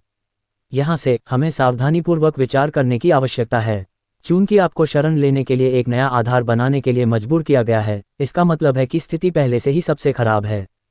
फिर इस नए अड्डे का स्थान उन मुख्य शहरों के लिए उपयुक्त नहीं है जहां 4 महान कुल स्थित हैं, नहीं यह उन हलचल भरे स्थानों के लिए उपयुक्त है। इसका कारण यह है कि यदि आपको शरण लेने की भी आवश्यकता पड़ी तो महासंघ निश्चित रूप से दूसरों के हाथों में चला जाएगा और उन हलचल वाले स्थानों में उजागर होना आसान होगा। इसलिए आप केवल एक सुनसान जगह ही चुन सकते हैं। दुर्भाग्य से आपने बहुत सारे आधार बना लिए हैं। उस स्मृति में आपने अनेक नगरों पर विचार किया है। केवल इस बर्फीले पर्वतीय शहर और अन्य 7 दूरस्थ शहरों पर आपने विचार नहीं किया है। इसलिए उस मेमोरी के आधार पर आप सीधे उन शहरों का चयन कर सकते हैं जिन्हें उस मेमोरी में माना गया है। आप इन 8 शहरों में से एक को नए आधार के रूप में चुनेंगे। जहां तक स्नो माउंटेन सिटी की बात है, यह एक दूरदराज के इलाके में स्थित है और यह विशाल बर्फीला पहाड़ परमाणु हथियारों के भंडारण के लिए उपयुक्त है। इस शहर की खोज का मुख्य कारण राक्षसों का आक्रमण था। 8 शहरों में से केवल इसी शहर ने यांत्रिक सैनिकों को लड़ने या आत्मसमर्पण करने के लिए नहीं भेजा। इसके बजाय ये लड़ने के लिए कमजोर शहर रक्षा सेना और गर्म खून वाले मेचा ऑपरेटरों के एक समूह पर निर्भर था। आप संदेह से बच रहे हैं, इसलिए वहां क्या इस शहर में कोई यांत्रिक सैनिक तैनात नहीं है? दांत भींचते हुए लिन चांगशेंग का चेहरा बदसूरत हो गया, लेकिन अन्य शहरों में कोई यांत्रिक सैनिक तैनात नहीं है। आपने इस जगह के बारे में क्यों सोचा? बेशक यह इलाका है। डूडियन मुस्कुराए, स्नो माउंटेन सिटी और मुख्य इंजन शहर मानचित्र पर सबसे दूर के शहर हैं। लिन चांगशेंग का दिल दर्द में था। उसे समझ आ गया कि उसकी गलती कितनी बड़ी थी। हालांकि डूडियन के 2 बिंदु सरल लग रहे थे, दोनों बिंदुओं का संयोजन संदेह पैदा करने के लिए पर्याप्त था। आपका शत्रु दृढ़तापूर्वक आपको उन स्थानों को याद रखने में मदद करेगा जिनकी आपने उपेक्षा की है। अब आपको स्वचालित रूप से दहन करने में असमर्थ होना चाहिए। डूडियन ने लिन चांगशेंग के शरीर को देखा जो काली गैस से प्रवेश कर चुका था। चांदी का रेशम सुइयों की तरह उसके शरीर में चुभ गया। अरागामी लड़की उसे निगल जाएगी। हे लिन चांगशेंग मुस्कुराए। वह कुछ कहना चाहता था लेकिन डूडियन ने उसे मौका नहीं दिया। उन्होंने अरागामी गल को एक संदेश भेजा। अगले ही पल लिन चांगशेंग के पास केवल धीमी कराह भरने का समय था। उसका शरीर तुरंत अंधेरे से घिरा हुआ था। ऐसा लग रहा था मानो अंधेरा उसके शरीर से बाहर निकल आया हो और उसे घेर लिया हो। ये खलनायक नहीं है जो बहुत अधिक बात करने के कारण मर जाता है। मरे हुए लोग ही खलनायक कहलाते हैं। बचे हुए लोग ही मुख्य पात्र हैं। डूडियन ने खुद से बुदबुदाया। उसने लिन चांगशेंग की ओर देखा जो पूरी तरह से डूबा हुआ था। उसने अपना सिर थोड़ा हिलाया और अरागामी से पूछा, क्या मैंने उसकी यादें बरकरार रखीं? हाँ, अरागामी ने आज्ञाकारी ढंग से उत्तर दिया। डूडियन ने थोड़ा सिर हिलाया। उसने अड्डे के खंडहरों पर नजर डाली और कहा, बाहर जाओ। लड़की उसका शव लेकर भूमिगत अड्डे से निकल गई। वे बर्फीले पहाड़ की चोटी पर खड़े थे। ठंडी हवा चुभ रही थी और दुनिया बर्फ जैसी सफ़ेद थी। चाहे वह जीवित रहते हुए कितना भी उत्कृष्ट क्यों न हो, मरने पर वह कुत्ते के समान दुखी था। शायद बाद की पीढ़ियां इस कहानी को संवारेंगी। वे बताएंगे कि जब वह मरा तो वह कितना दुखद और बहादुर था। डूडियन अपने दिल में आह भरते हुए नहीं रह सका, लेकिन मेरे रहते हुए वह फेडरेशन के इतिहास में केवल एक विदूषक बन सकता है। अब फेडरेशन के इतिहास को बदलने का समय आ गया है। 0 अध्याय 1216 भगवान और भगवान। महासंघ के उत्तरी भाग में जंगल में सैकड़ों मील तक फैला हुआ लाल रंग का जंगल। जंगल के सभी पेड़ गहरे लाल रंग के थे, मानो वे जल रहे हों। जंगल में रहने वाले अधिकांश राक्षसों के शरीर पर रक्त लाल फर या शल्क थे। नुकीले दांतों के जहर में आग का जहर था। ये लाल रंग का जंगल संघ में थोड़ा प्रसिद्ध था। इसे कई निषिद्ध क्षेत्रों में से एक माना जा सकता है। इसमें रहने वाले राक्षस आमतौर पर स्तर 7 के आसपास थे। ऐसा कहा जाता था कि केंद्र में शीर्ष स्तर के स्तर 11 राक्षस भी रहते थे। वे मनुष्यों के बीच राजाओं के बराबर थे। इस समय जंगल के बीच में एक विशाल पेड़ का हृदय खोखला हो गया था और अंदर एक पेड़ का छेद था। पेड़ के छेद के अंदर वास्तव में लकड़ी के बिस्तर, दर्पण, बिस्तर और अन्य सामान थे। इन जीवित वस्तुओं के अलावा कुछ अजीब धातु मशीनरी भी थीं। दूरबीन जैसे दिखने वाले उपकरणों में से एक के सामने गोरा रंग वाला एक लंबा और पतला युवक अपने हाथ में उपकरण को समायोजित करते हुए बैठा था। वह एक नट को खोल रहा था कि अचानक उसकी हरकतें रुक गईं, जैसे उसे कुछ महसूस हुआ हो। उसने अपना सिर उठाया और पेड़ के छेद की खिड़की से बाहर देखा। बाहर जंगल की उग्र लाल छाया थी जो दूर तक फैली हुई थी और दूरी के अंत में संघ था। क्या कुछ हुआ है? युवक ने भौहें चढ़ा लीं और उसकी दृष्टि कुछ गंभीर थी। उसने तुरंत अपने हाथ में उपकरण को समायोजित करना बंद कर दिया, घूम गया और बिस्तर के नीचे से एक धातु का बक्सा निकाला। यह एक पेंसिल बॉक्स जैसा दिखता था, लेकिन इसकी कठोरता हीरे से अधिक थी, इसलिए उन्होंने फिंगरप्रिंट का सत्यापन किया और बॉक्स को अनलॉक कर दिया। अंदर धातु की एक पट्टी थी और बीच में एक सिकुड़ी हुई पट्टी के आकार की स्क्रीन थी जिस पर लाल तारांकन पैटर्न था। उसकी पुतलियां थोड़ी सिकुड़ गईं। हालांकि उसने इसे अपने दिल में महसूस किया, फिर भी उसके लिए यह विश्वास करना कठिन था कि यह वास्तव में हुआ था। उसने धातु की पट्टी निकालकर किनारे लगी एक मशीन में डाल दी। जल्द ही इसमें बड़ी मात्रा में डेटा सामने आ गया। उसने एक बार कोड दर्ज किया और अव्यवस्थित डेटा तुरंत कुछ स्क्रीन और बड़ी मात्रा में जानकारी में संयोजित हो गया। उसने धीरे धीरे ब्राउज किया। बहुत दिनों बाद उसने धीरे से अपनी आंखें बंद कर लीं। सारी जानकारी पढ़ने के बाद आखिरकार उसे पता चल गया कि दूर के संघ में क्या हुआ था। भगवान का जन्म हुआ। उसने अपनी आंखें बंद कर लीं और मन ही मन बुदबुदाया। एक क्षण के बाद उसने धीरे से अपनी आंखें खोलीं। चूंकि भगवान का जन्म हुआ है, यह साबित होता है कि महान ऋषि कीट का शोध सही है। जब तक मेरे पास इस दिशा का पालन करने का समय है, मैं अंततः भगवान बन जाऊंगा। चाहे कुछ भी हो, जब तक मैं जीवित हूं, एक मौका हमेशा मिलता रहेगा। डूडियन, मैं तुम्हें याद करता हूं। मुझे नहीं पता कि भविष्य में क्या होगा जब दो देवता लड़ेंगे। हे उनकी नज़रें फेडरेशन के निर्देश पर टिकी थीं। उसकी ठंडी आंखों में थोड़ी उम्मीद थी। लिन चांगशेंग की हत्या करते समय डूडियन ने यांत्रिक हृदय अपने हाथ में पकड़ रखा था। उन्हें लगा कि पूरा महासंघ उनके हाथ में आ गया है। वह बहुत उत्साहित था क्योंकि उसके पास आपूर्ति स्टेशन के रूप में महासंघ था। इसके अलावा वह अरागामी लड़की को उसके लिए लड़ने का आदेश दे सकता था। इससे पहले कि वह साम्राज्य की सत्तारूढ़ शक्ति को जब्त कर सके, ये केवल समय की बात थी। साम्राज्य पर कब्जा करने के बाद वह तुरंत सभी को साम्राज्य के क्षेत्र में आयशा की खोज करने का आदेश दे सकता था। जल्द ही, मैं तुमसे जल्द ही मिलूंगा। ड्यूडियन के दिमाग में आयशा का चेहरा सामने आया। बीते दिनों उनके चेहरे पर एक प्यारी सी मुस्कान थी। ज़ोंबी में बदलने के बाद उसके चेहरे पर एक ठंडा भाव भी था। ये बहुत गतिशील था। ड्यूडियन ने अपने विचार दूर रखे और लड़की से कहा, मुझे उसकी स्मृति दो। हाँ माँ, लड़की ने आज्ञाकारी ढंग से सिर हिलाया। उसने अपनी गोरी और पतली हथेली उठाई जो अचानक फूल की पंखुड़ी की तरह खुल गई। खूनी दृश्य उसके शुद्ध और सुंदर चेहरे के बिल्कुल विपरीत था। डुडियन को लंबे समय से अरागामी गल की उपाधि दी जाती थी। उन्होंने इसे आध्यात्मिक संचार से महसूस किया था, इसलिए उन्होंने इस पर अधिक ध्यान नहीं दिया। मानवीय सौंदर्य मानकों के अनुसार भले ही उसने उसे जन्म दिया हो, उसे पिता होना चाहिए। हालांकि उसके विश्व दृष्टिकोण में लिंग का कोई मतलब नहीं था। यदि वह बच्चों को जन्म देना चाहती है तो वह पार्थेनोजेनेसिस करा सकती है या अपनी इच्छानुसार अपना लिंग बदल सकती है। ईश्वर सर्वशक्तिमान था और उसमें स्वाभाविक रूप से लिंग परिवर्तन भी शामिल था। जंगल के मस्तिष्क के मामले को देखते हुए डुडियन ने इसकी स्मृति को पढ़ने के लिए क्रिम्सन मून की ड्रीमर क्षमता का उपयोग किया। पिछले आध्यात्मिक संचार के माध्यम से डुडियन पहले से ही सभी प्रकार की चीज़ों को जानता था जो उसके आत्मा प्रज्वलित होने के बाद हुई थीं। वह ये भी जानता था कि वह अरागामी गल के साथ सहजीवी संबंध में क्यों था।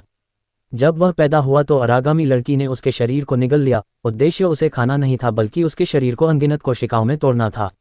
वह अरागामी लड़की के शरीर में विशेष संरचना का उपयोग करके उन्हें अलग से संग्रहित करेगा ताकि उसके जीन को स्वप्रज्वलन से रोका जा सके।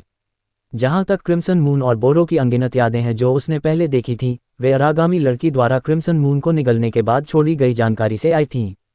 उसकी स्थिति के विपरीत क्रिम्सन मून को पूरी तरह से निगल लिया गया था और पचा लिया गया था। सभी बिखरी हुई यादें निगल जाने की अभिव्यक्ति थीं। इन स्मृतियों को पढ़ते हुए उन्होंने निष्क्रिय रूप से क्रिम्सन मून की सभी क्षमताओं को भी जान लिया था। जिस क्षमता में वह सर्वश्रेष्ठ थी, ड्रीमर एबिलिटी और बोलो की डार्क डोमेन एबिलिटी के अलावा कई अन्य महान राक्षसों की क्षमताएं भी थीं जिन्हें क्रिम्सन मून ने बाद में सीखा था।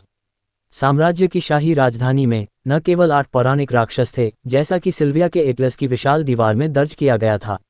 इसके बजाय 1362 पौराणिक राक्षस थे। इस संख्या में वे सभी पौराणिक राक्षस शामिल थे जो विशाल दीवार क्षेत्र में सक्रिय थे। उनमें से कई विलुप्त हो गए थे और संदेह था कि वे बहुत पहले मर गए थे या अन्य राक्षसों में विकसित हो गए थे। ये प्राचीन राक्षस कहलाते थे। और अब जंगल के साहसी लोगों द्वारा अभी भी खोजे गए पौराणिक राक्षसों की संख्या एटलस में दर्ज संख्या के आधे से भी कम थी। फिर भी उनमें से अभी भी 500 से 600 थे। प्रत्येक पौराणिक राक्षस की वृद्धि दर कम से कम शासक स्तर की थी, और जो थोड़ी कम थी वे रसातल स्तर तक विकसित हो सकती थीं। जहां तक उनमें से उत्कृष्ट लोगों की बात है तो उनके लिए प्रतिद्वंद्वी राजाओं के रूप में विकसित होना असामान्य नहीं था। यहाँ तक कि कुछ राक्षस भी थे जो पौराणिक राक्षसों से आगे विकसित हुए थे और साम्राज्य द्वारा उन्हें सुपर मॉन्स्टर के रूप में वर्गीकृत किया गया था। इनमें से प्रत्येक सुपर राक्षस के पास विशाल दीवार को हिलाने की शक्ति थी। उन वर्षों के दौरान जब साम्राज्य था स्थापित होने के बाद राक्षसों द्वारा नष्ट की जाने वाली विशाल दीवारों की कोई कमी नहीं थी। प्रत्येक राक्षस जो विशाल दीवार को नष्ट कर सकता था उसे निषिद्ध स्तर के सुपर राक्षस के रूप में वर्गीकृत किया गया था। हालांकि साम्राज्य की अन्वेषण सूची में सुपर राक्षस सबसे भयानक राक्षस नहीं थे। कई प्रसिद्ध राक्षसों में से क्रिम्सन मून ने दानव सम्राट के सामने समर्पण करने के बाद सैकड़ों महान राक्षसों की क्षमताओं को सीखने के लिए अपने विशेषाधिकार का लाभ उठाया था। हालांकि जितनी अधिक क्षमताएं थीं वह उतना ही बेहतर था। आखिरकार एक वास्तविक लड़ाई में निर्णायक झटका आमतौर पर अंतिम झटका होता है। हालांकि इन महान राक्षसों की क्षमताओं की अपनी ताकतें थीं। वे उच्च स्तरीय क्षमताएं बनाने के लिए एक दूसरे के साथ विलय करने के लिए अपनी शक्तियों का उपयोग कर सकते हैं। ये था क्रिम्सन मून की मेहनत का मकसद। फिलहाल इन दिग्गज राक्षसों की क्षमताएं डुडियन के दिमाग में थीं। उन्होंने लिन चांगशेंग की स्मृति में प्रवेश करने के लिए सपने देखने वाले का उपयोग किया कि क्रिम्सन मून अच्छा था। ये स्मृति शैतान सम्राट और क्रिम्सन मून का मुख्य लक्ष्य था। लिन चांगशेंग जानकार और ज्ञानी थे। उनकी वैज्ञानिक खोज और समझ उन्हें अधिक शक्तिशाली क्षमताओं की कल्पना करने में मदद कर सकती है। किसी देवता की शक्ति मुख्यतः उसकी योग्यता की शक्ति पर निर्भर करती है। इसलिए भगवान को सर्वज्ञ होना आवश्यक था। हालांकि लिन चांगशेंग के पास एक देवता का ज्ञान था, लेकिन उसका शरीर उसके साथ तालमेल नहीं बिठा सका। उनकी क्षमता बहुत गहरी थी। हालांकि वह जानता था कि इसकी संरचना कैसे करनी है, लेकिन उसकी ताकत उसके दिल से मेल नहीं खा सकती थी। यह उस व्यक्ति की तरह था जिसने कभी विभाजन का अभ्यास नहीं किया था। अरागामी लड़की का शरीर बेहद लचीला था। वह किसी भी कठिन कार्य को पूरा कर सकती थी। जब तक उसे सिखाने की मुद्रा रहेगी वह सीख सकेगी। दानव स्वामी और क्रिम्सन मून की शारीरिक संरचना अरागामी लड़की के शरीर के बहुत करीब थी। वे ड्यूडियन के मूल शरीर की तरह ही देवता स्तर पर थे। यदि लिन चांगशेंग के ज्ञान को इसमें जोड़ दिया जाए तो वे मुश्किल से किसी देवता की युद्ध शक्ति प्रदर्शित कर सकते थे। ये सभी राजाओं को मारने के लिए पर्याप्त था। जहां तक सच्चे ईश्वर की बात है, ऋषि कीट, लिन चांगशेंग, दानव स्वामी और अन्य लोगों की नज़र में ये वह अस्तित्व था जिसके लिए वे तरस रहे थे। इसका अस्तित्व पहले कभी नहीं था। ये जीवन का चरम रूप था जिसे सैद्धांतिक रूप से प्राप्त किया जा सकता था। भले ही मानव जाति का वैज्ञानिक सिद्धांत सौर मंडल को पार कर सकता है, ब्रह्मांड का पता लगा सकता है और ग्रहों का उपनिवेश कर सकता है, लेकिन सिद्धांत के इन वर्षों के बाद मानव जाति ने अपने घर से बाहर निकलकर चंद्रमा पर कदम रखा था। जहां तक सौरमंडल पर उपनिवेश स्थापित करने की बात है, तो यह और भी अधिक अप्राप्य होगा। यह अनगिनत वर्षों बाद होगा। इसलिए सच्चा ईश्वर एक भ्रामक अस्तित्व था। इसके तहत दानव सम्राट और क्रिम्सन मून के कृत्रिम दिव्य शरीरों के साथ लिन चांगशेंग के पांडित्यपूर्ण ज्ञान के साथ वे युद्ध कौशल को उजागर कर सकते थे जो राजाओं से कहीं आगे था। इसे पहले से ही भगवान के रूप में परिभाषित किया जा सकता था। अध्याय 1217 रक्त चंद्रमा। डूडियन ने लिन चांगशेंग की यादों को सुलझाया। उसके दिमाग में जानकारी बहुत बड़ी थी। ये सामान्य लोगों की स्मृतियों से सैकड़ों गुना अधिक प्रचुर थी। यहाँ तक कि क्रिम्सन मून की याददाश्त भी, जो उसने अरागामी लड़की के शरीर में देखी थी, ये लिन चांगशेंग की याददाश्त के 1% से भी कम थी।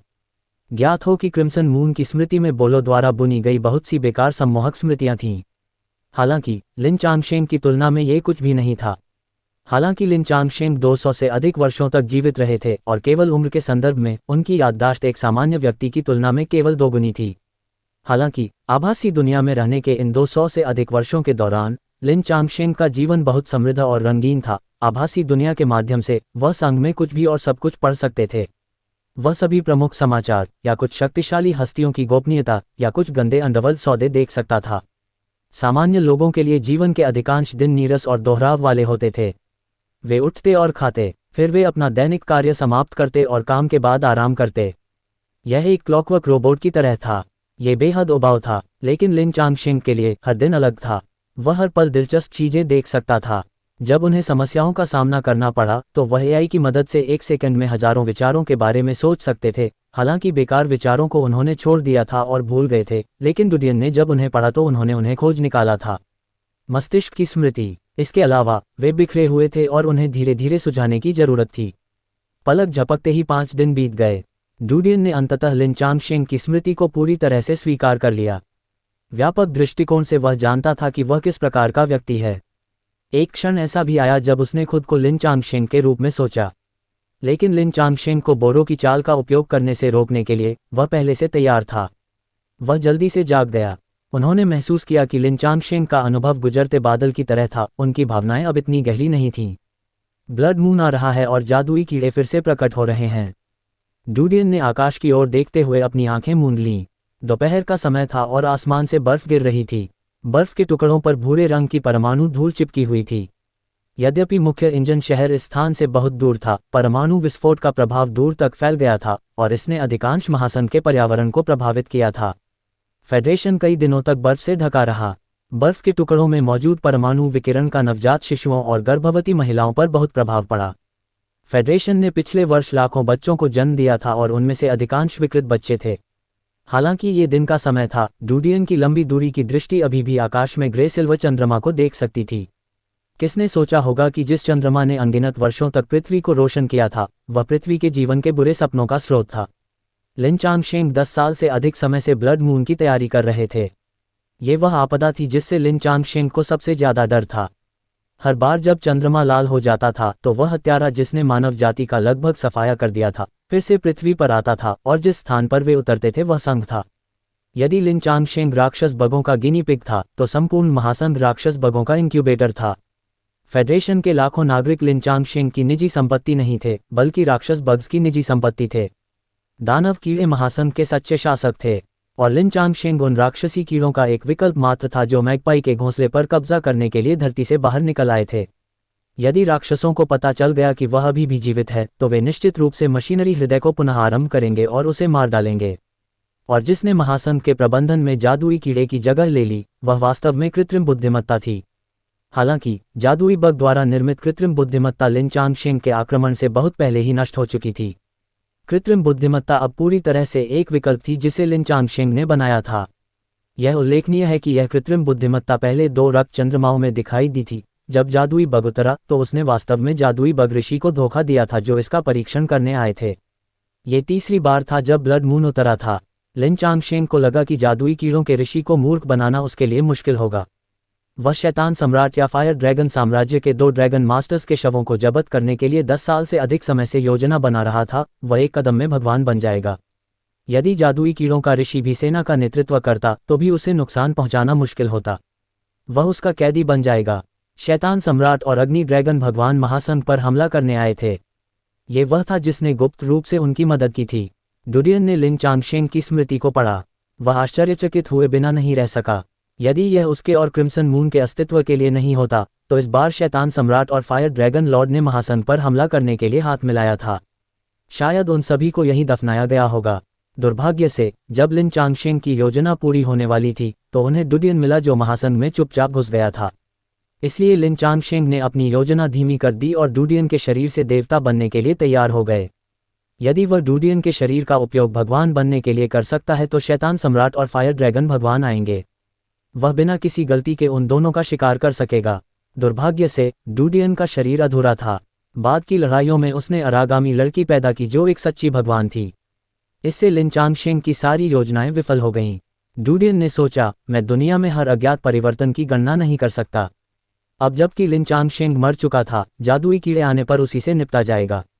वह जादुई कीड़ों की तरह मूर्ख नहीं बना सकता लिन चांगशेंग। उसे लड़ना पड़ा। हालांकि वह चिंतित नहीं था। लिन चांगशेंग की याददाश्त से वह जानता था कि यद्यपि ऋषि मजबूत था लेकिन वह भगवान का मुकाबला नहीं कर सकता था। ईश्वर, ये वह परम जीवन था जिसका पीछा जादुई कीड़े और अरागामी कर रहे थे। दूसरे शब्दों में, जादुई कीड़ों और अरागामी के लिए भी यह आदर्श स्थिति थी जिसका वे अनुसरण कर रहे थे, लेकिन वे इसे हासिल करने से बहुत दूर थे। इसलिए उसके दिल में पैदा हुई अरागामी लड़की निस्संदेह दुनिया में सबसे शक्तिशाली अस्तित्व थी, सबसे भयानक जीवन रूप। इसके अलावा ये जीवन रूप अभी भी उसके आदेशों का पालन कर रहा था, जो उसके हाथों में दुनिया की सबसे शक्तिशाली शक्ति रखने के बराबर था। लिन चांगशेंग की यादें पढ़ने के बाद उनके सामने इस दुनिया का रहस्यमय पर्दा पूरी तरह से खुल गया। वह एक समय सिर्फ एक साधारण व्यक्ति या शिकारी था, लेकिन उसे हमेशा लगता था कि ये दुनिया अथाह है, इसकी जड़ को देखना मुश्किल है, लेकिन अब वह सब कुछ जानता है। मैजिक बग्स को दो जातियों में विभाजित किया गया है, आइस मैजिक बग और flame magic bug. Ice magic bug race federation को नियंत्रित करती है, भूमि को घेरती है और एक रहस्य पर शोध करती है। Flame magic bug fire dragon साम्राज्य पर शासन करता है और वे एक रहस्य पर भी शोध कर रहे हैं। और अरागामी जाति केंद्रीय मैदानों पर कब्जा कर लेती है और वे भगवान बनने के रहस्य को भी सुलझाना चाहते हैं।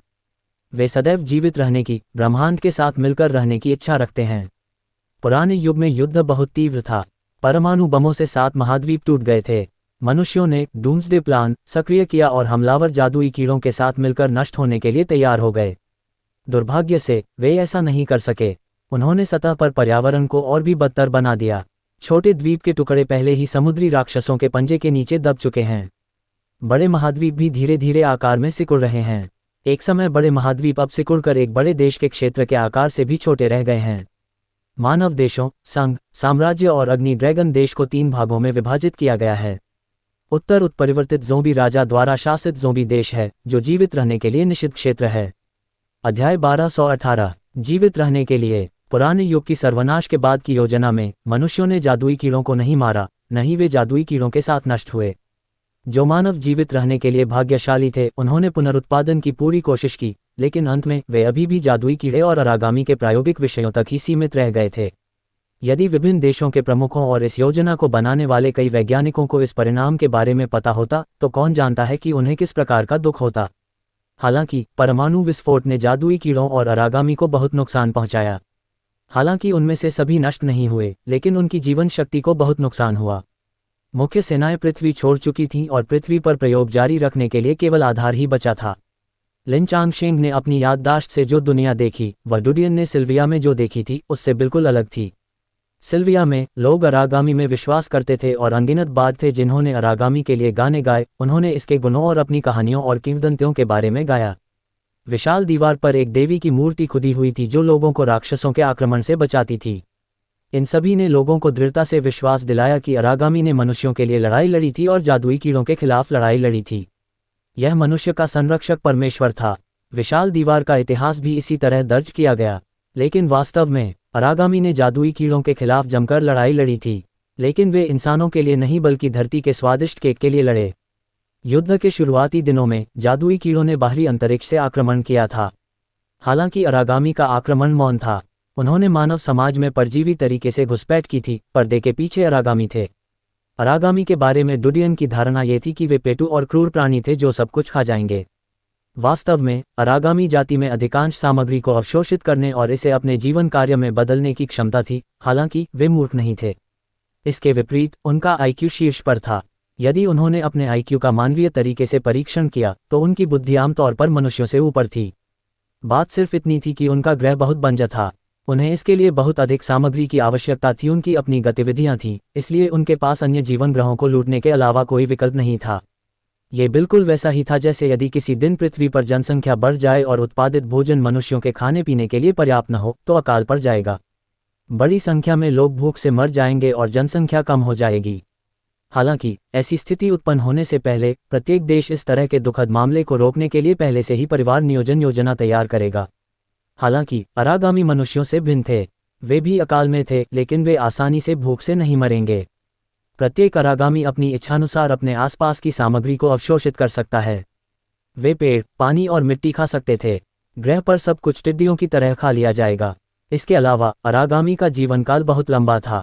यदि उन्हें प्राकृतिक आपदाओं का सामना नहीं करना पड़ता तो वे हजारों या दसियों हजार वर्षों तक जीवित रह सकते थे। इसलिए अरागामी के पास एक दूसरे को मारने के अलावा कोई विकल्प नहीं था। हालांकि अरागामी मूर्ख नहीं थे। जब वे एक दूसरे की एक निश्चित संख्या को मार डालते थे तो वे अपनी दृष्टि विशाल ब्रह्मांड की ओर रखते थे। अपनी जाति को खत्म न करने के लिए वे केवल जीवित रहने के लिए लूटपाट करना जारी रख सकते थे। और वह ग्रह जहां दानव बग स्थित था वह पहला जीवन ग्रह था जिसे अरागामी ने खोजा था। हालांकि दानव बग कोई साधारण चरित्र नहीं था। आइस डेमन बग और फ्लेम डेमन बग ने ग्रह के दोनों किनारों पर कब्जा कर लिया। जब से वे पैदा हुए वे लगातार लड़ते रहे और लंबी लड़ाई ने उन्हें लगातार विकसित होने और सीखने, मजबूत बनने का कारण बना दिया था। इसलिए यद्यपि अरागामी भयानक थे, फिर भी राक्षस कृमि के ग्रह पर लड़ने के लिए ग्रह को पार करना बहुत नुकसानदेह था। इसके अलावा दानव कृमि की प्रजनन क्षमता बेहद मजबूत थी, जो पृथ्वी पर खरगोशों की तुलना में तेज थी। हालांकि खरगोशों के विपरीत दानव कृमि का प्रजनन उसकी अपनी इच्छा पर निर्भर करता था। यदि वह पुनरुत्पादन नहीं करना चाहता तो वह पुनरुत्पादन करने में सक्षम नहीं होता। ठीक इसी तरह अरागामी और दानव कीड़ा के बीच लंबे समय तक युद्ध चलता रहा, जब तक अरागामी ने राक्षसी कीड़ों से एक अनुमान प्राप्त किया। इस अनुमान के कारण अरागामी जाति में उबाल आ गया। यह ऐसा था मानो उन्होंने उनके लिए एक नई दुनिया खोल दी हो और जीवित रहने का एक नया रास्ता ढूंढ लिया हो। यह अनुमान था भगवान बनने का। राक्षसी कीड़ों की परिभाषा के अनुसार कोई देवता न तो बूढ़ा होगा और न ही मरेगा। उनका न तो जन्म होगा और न ही उनकी मृत्यु होगी। उनमें सभी ऊर्जा या पदार्थ को अवशोषित करने और उन्हें अपने जीवन में बदलने की क्षमता होगी। वे किसी भी कठोर वातावरण में जीवित रहने में सक्षम होंगे। सैद्धांतिक रूप से कहें तो एक ब्लैक होल जो प्रकाश को भी निगल सकता है उसे नष्ट नहीं कर सकता। ईश्वर सर्वशक्तिमान था। जीवन की कोई अवधारणा नहीं थी क्योंकि यह शाश्वत था। इस अनुमान ने अरागामी के जीवित रहने की आशा को प्रेरित किया। उन्हें जादुई कीड़ों और अपने ग्रह के बीच यात्रा करने, भोजन को इधर उधर ले जाने के लिए बड़ी मात्रा में संसाधन खर्च करने की आवश्यकता नहीं थी। वे खुद को विकसित कर सकते हैं, भले ही वे कुछ हद तक अवास्तविक भगवान नहीं बन सकते, फिर भी वे पर्यावरण के प्रति अधिक अनुकूल होने के लिए, ब्रह्मांड के अनुकूल होने के लिए खुद को विकसित कर सकते हैं। वे अंतरिक्ष में भी जीवित रह सकते थे और वे जीवन के बिना किसी ग्रह पर भी जीवित रह सकते थे। इसलिए अरागामी जाति ने अपनी विकासवादी यात्रा शुरू की। लंबे समय के बाद वे अंततः अपने वर्तमान स्तर तक विकसित हो गए और जीवित रहने की समस्या को बमुश्किल हल किया। लेकिन उस क्षण अरागामी जाति उस अनंत काल के लिए तरसने लगी जो राक्षसी कीट चाह रहे थे। इसलिए वे अक्सर राक्षसी कीट ग्रह पर हमला करते थे। राक्षसी कीट ग्रह कई वर्षों से निरंतर युद्ध में था और यह पहले से ही असहनीय था। ये देखते हुए कि यह ढहने वाला था, राक्षसी कीट जाति और अरागामी जाति के महान संतों के पास जवाबी उपायों पर चर्चा करने और कोई रास्ता खोजने के लिए मिलकर काम करने के अलावा कोई विकल्प नहीं था। इसलिए उन्होंने अपने अंतरिक्ष यान को स्थानांतरित किया और अंतरिक्ष में घूमते रहे। वे एक नए ग्रह पर प्रवास करने के लिए तैयार थे जो निवास के लिए उपयुक्त था। जब वे प्रवास कर रहे थे तो उन्होंने ध्यान नहीं दिया कि अरागामी जाति गुप्त रूप से उनके पीछे आ गई थी। आकाशगंगा की खोज के मामले में अरागामी जाति राक्षसी कीड़ों की तुलना में अधिक उन्नत और पेशेवर थी। आखिरकार जीवित रहने के लिए उन्होंने राक्षसी कीड़ों से पहले ही एक नए ग्रह की खोज कर ली थी जो रहने के लिए उपयुक्त हो। पैतृक तारे से बाहर निकलते ही वे पहले से ही हर जगह एक नए ग्रह की तलाश कर चुके थे जो निवास के लिए उपयुक्त हो। लंबे समय तक भटकने के दौरान जादुई कीड़ों को विजिटर सिग्नल मिला था जिसे मनुष्यों ने सौरमंडल के बाहर रखा था। सिग्नल के फीडबैक के माध्यम से उन्होंने सौरमंडल के स्थान को लॉक कर लिया और फिर पृथ्वी को ढूंढ लिया। अनगिनत मानव वैज्ञानिकों ने आकाशगंगा का पता लगाया और महसूस किया कि विशाल ब्रह्मांड में मनुष्य बहुत अकेले थे। वे एलियंस को ढूंढना चाहते थे। हालांकि उस दिन जब जादुई कीड़े एक राजसी और उदास अंतरिक्ष यान पर आए तो पूरी पृथ्वी एक अभूतपूर्व दहशत में आ गई। जब जादुई कीड़े ने पृथ्वी पर आक्रमण किया तो उसके पीछे आने वाली अरागामी चुपचाप पृथ्वी पर उतर आए। उन्होंने मनुष्यों के साथ घुलने मिलने के लिए परजीवी विशेषताओं का उपयोग किया और मानव सामाजिक व्यवस्था और सभ्यता को तुरंत समझ लिया। ये ठीक वैसा ही था जैसे पहली बार उन्होंने जादुई बग ग्रह पर आक्रमण किया था। ये जानकारी वे रिकॉर्ड थे जो लिन चांगशेंग को मैजिक बग अंतरिक्षयान और अरागामी अंतरिक्षयान से मिले थे। वह अभी भी पृथ्वी के विभिन्न हिस्सों में कुछ अधूरे अरागामी अंतरिक्षयान और जादुई बग अंतरिक्षयान ढूंढ सकता है। डूडियन को उस दृश्य की ताज़ा याद आ गई जब जादू का कीड़ा उतरा था। उसने देखा कि एक विशाल अंतरिक्षयान बादलों में दिखाई देता है और पहाड़ की तरह शहर पर उतरता है। पूरा शहर दहशत में आ गया। कोई नहीं जानता था कि वह दिन मानव जाति का अंत था। मानव जाति को जिन शत्रुओं का सामना करना पड़ा वे न केवल जादुई कीड़े थे बल्कि भयानक अरागामी भी थे जिन्होंने मानव समाज में घुसपैठ की थी। आकाशगंगा को पार कर सकने वाली इन दो जातियों के सामने मानवता एक बच्चे की तरह थी। वे एक झटका भी नहीं झेल सके, यहाँ तक कि अपने सबसे मजबूत परमाणु हथियारों का इस्तेमाल भी परिणाम नहीं बदल सका। पृथ्वी फिर भी अरागामी और राक्षस बग्स के हाथों में पड़ गई। बड़ी आपदा के बाद अरागामी और राक्षस कीड़े संतुलन पर पहुंच गए थे। उन्होंने पाया कि पृथ्वी न केवल रहने के लिए उपयुक्त थी बल्कि पृथ्वी पर मनुष्य थर्मोस्टेटिक प्राणी थे। दानव बग्स के प्रायोगिक अनुमान के अनुसार यदि वे देवता बनना चाहते थे तो एकमात्र संभव तरीका बर्फ के जादू के कीड़ों और लौ के जादू के कीड़ों की चरम शक्तियों को इकट्ठा करना और उन्हें एक साथ मिलाना था। एक बार जब वे एक निश्चित संतुलन पर पहुंच जाएंगे तो वे हमेशा के लिए जीवित रहने में सक्षम होंगे। और मनुष्य जैसे गर्म खून वाले जीव उनके लिए एक निर्णायक मोड़ थे। उन्होंने मानव शरीर में बर्फ और आग के बीच संतुलन खोजने के लिए मानव शरीर का उपयोग करने की कोशिश की। हालांकि बर्फ और आग दो चरम सीमाएं थीं। सामान्य मानव शरीर इसका सामना नहीं कर सकता था, इसलिए उन्होंने मानव शरीर के संविधान को बदलने की कोशिश की। इसलिए उन्होंने पृथ्वी पर एक आधार बनाया जो वर्तमान संघ फायर ड्रैगन किंगडम था। दूसरी ओर अरागामी ने राक्षसी कीड़ों के इरादों को भांप लिया और एक साम्राज्य आधार भी बनाया। तीनों दल विकास और अनुसंधान के लिए अपना सर्वश्रेष्ठ प्रयास कर रहे थे। वे जानते थे कि यदि उनमें से एक भगवान बनाने वाला पहला व्यक्ति होगा तो अन्य दो दल निश्चित रूप से बिजली की चपेट में आ जाएंगे, या तो नष्ट हो जाएंगे या भोजन में बदल जाएंगे। जंगल का कानून ही ब्रह्मांड का एकमात्र कानून था। मनुष्य अकेले नहीं थे जिन्होंने दुनिया के अंत का अनुभव किया। पृथ्वी पर अनगिनत अन्य जानवरों सहित अरागामी और राक्षसी कीड़े भी पीड़ित थे। वे भी दुनिया के अंत में थे। वायरस प्रचंड था। उनका मूल स्वरूप कहाँ था और किसे अकेला छोड़ा जा सकता है? ... उम्मीद थी कि डार्क किंग इस महीने के अंत में खत्म हो जाएगी। शायद यह अगले महीने की 4 या 5 तारीख को समाप्त हो जाएगा। यह इस पर निर्भर करेगा कि वे कितने मेहनती थे। अध्याय 1219 जुदाई। तथाकथित दिव्य भ्रूण बर्फ और आग जादुई बग के शरीर को संतुलित करने के लिए उपयुक्त है। जादू बग और अरागामी का उद्देश्य मनुष्यों को प्रयोग करने के लिए प्रेरित करना भी है। इसलिए हर विशाल दीवार में जादू अनुसंधान संस्थान हैं।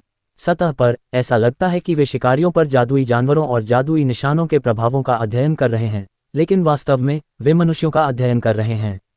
200 साल से भी पहले लिन चांगशेंग बर्फ जादू बग के ऋषि के प्रयोग में एकमात्र सफल व्यक्ति थे।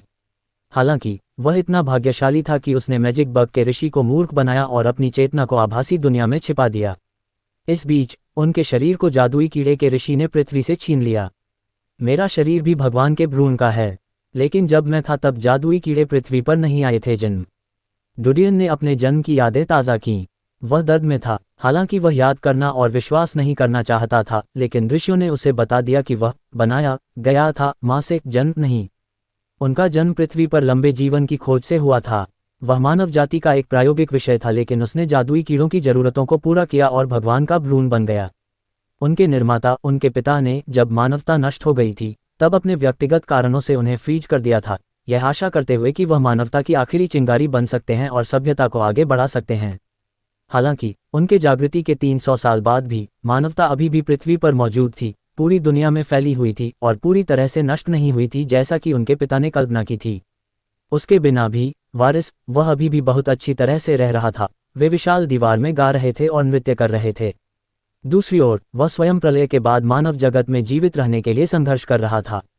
इसलिए वह अपने होश में आया, इस दुनिया को उसकी जरूरत नहीं थी, यह अभी भी काम कर सकता था। वह इस संसार का उद्धारकर्ता नहीं था। कोई भी उसके जैसे साधारण व्यक्ति के उद्धारकर्ता बनने की परवाह नहीं करेगा। जहां तक उनकी बात है, उन्होंने दुनिया को बचाने के लिए नायक बनने का विचार बहुत पहले ही खत्म कर दिया था। जीवन की आगे की गति के कारण हुई कई मुठभेड़ों ने लोगों के विकास को बढ़ावा दिया, अपरिपक्व से परिपक्व, भोले और विद्रोही युवाओं से लेकर परिष्कृत और विनम्र मध्यम आयु वर्ग के व्यक्ति तक। ये एक तरह का दुख था, लेकिन इसे कोई बदल नहीं सका। सूर्य के चारों ओर पृथ्वी की तरह ये नियम कानून था और यह अपरिवर्तनीय था।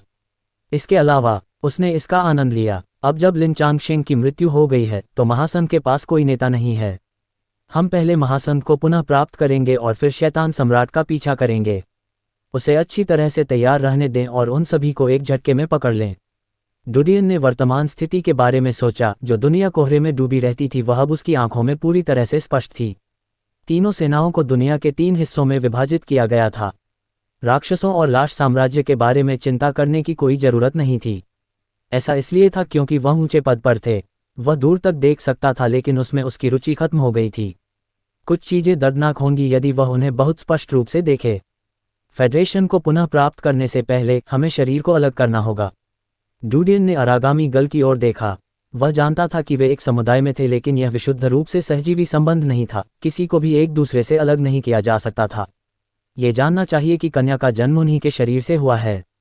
वह उसके बिना रह सकेगी, लेकिन वह बिना किसी संदेह के मर जाएगा। उसकी जान बचाने के लिए लड़की अपने शरीर का इस्तेमाल कर उसका पालन पोषण करेगी, क्योंकि उसके पास दिल नहीं था। एक बार जब उसने लड़की को छोड़ दिया तो वह मर जाएगा। ऐसे समुदाय से अलग होने के केवल 2 ही रास्ते थे। डुडियन के लिए पहला रास्ता था भगवान बनना। इस प्रकार सभी समस्याओं का समाधान हो जाएगा। लेकिन लिन चांगशेंग की स्मृतियों को पढ़ने के बाद डुडियन ने पाया कि उनके लिए भगवान बनना लगभग असंभव था। यह ज़ोंबी वायरस की समस्या को हल करने से भी अधिक कठिन था, क्योंकि उसके पास दिल नहीं था। उसका शरीर अधूरा था और उसे एक योग्य दिव्य भ्रूण नहीं माना जा सकता था। इसलिए आग और बर्फ के कीड़ों की शक्ति और अरागामी की शक्ति उसके शरीर में कभी भी संतुलन तक नहीं पहुंच सकी। यहाँ तक कि अगर उसने दिल बनाने के लिए जादुई ऊतक का उपयोग किया तो भी यह अर्थहीन होगा। उनके मूल हृदय को क्रिम्सन मून ने टुकड़ों में काट दिया था और प्रयोग में डाल दिया था। प्रायोगिक विषयों को सिल्विया की विशाल दीवार में छोड़ दिया गया था। उनमें से कुछ अन्य विशाल दीवारों में सड़ गए थे और कीड़ों का मल बन गए थे। हालांकि प्रतिस्थापन हृदय खोजने का एक और तरीका था। हालांकि बदला हुआ हृदय उसे भगवान नहीं बना सका। हालांकि यह उसे अरागामी गल को छोड़ने और अपने दम पर जीने के लिए मजबूर कर सकता है। प्रतिस्थापन हृदय जितना मजबूत होगा वह उतनी ही मजबूत शक्ति का उपयोग कर सकता है। वहाँ एक उत्कृष्ट प्रतिस्थापन हृदय था जो यांत्रिक हृदय था। लिन चांगशेंग की स्मृति से डुडियन को यांत्रिक हृदय का उपयोग पता था। इसका उपयोग न केवल मेनफ्रेम जैसी मशीनों के लिए किया गया था, इसे हृदय की जगह लेने के लिए शरीर में डाला जा सकता है। हालांकि जो शरीर यांत्रिक हृदय का उपयोग कर सकता है उसके पास उसके जैसा राजा स्तर का शरीर होना चाहिए। यदि यह एक सामान्य व्यक्ति या यहाँ तक कि एक रसातल विशेषज्ञ होता तो वे यांत्रिक हृदय के ऊर्जा इंटरफेस से जुड़ने में सक्षम नहीं होते। भयानक ऊर्जा को सहन करने की तो बात ही छोड़ दें। यांत्रिक हृदय का पहले लिन चांगशेंग अरागामी लड़की से लड़ने के लिए अरागामी के शरीर को नियंत्रित करने में सक्षम था। ऐसा करने के लिए उसने यांत्रिक हृदय की ऊर्जा का उपयोग किया था। इससे पहले कि वह यांत्रिक हृदय को स्थापित करने के लिए तैयार हो, डुडियन ने अरागामी लड़की से पूछने के लिए अपनी टेलीपैथिक धारणा का उपयोग किया।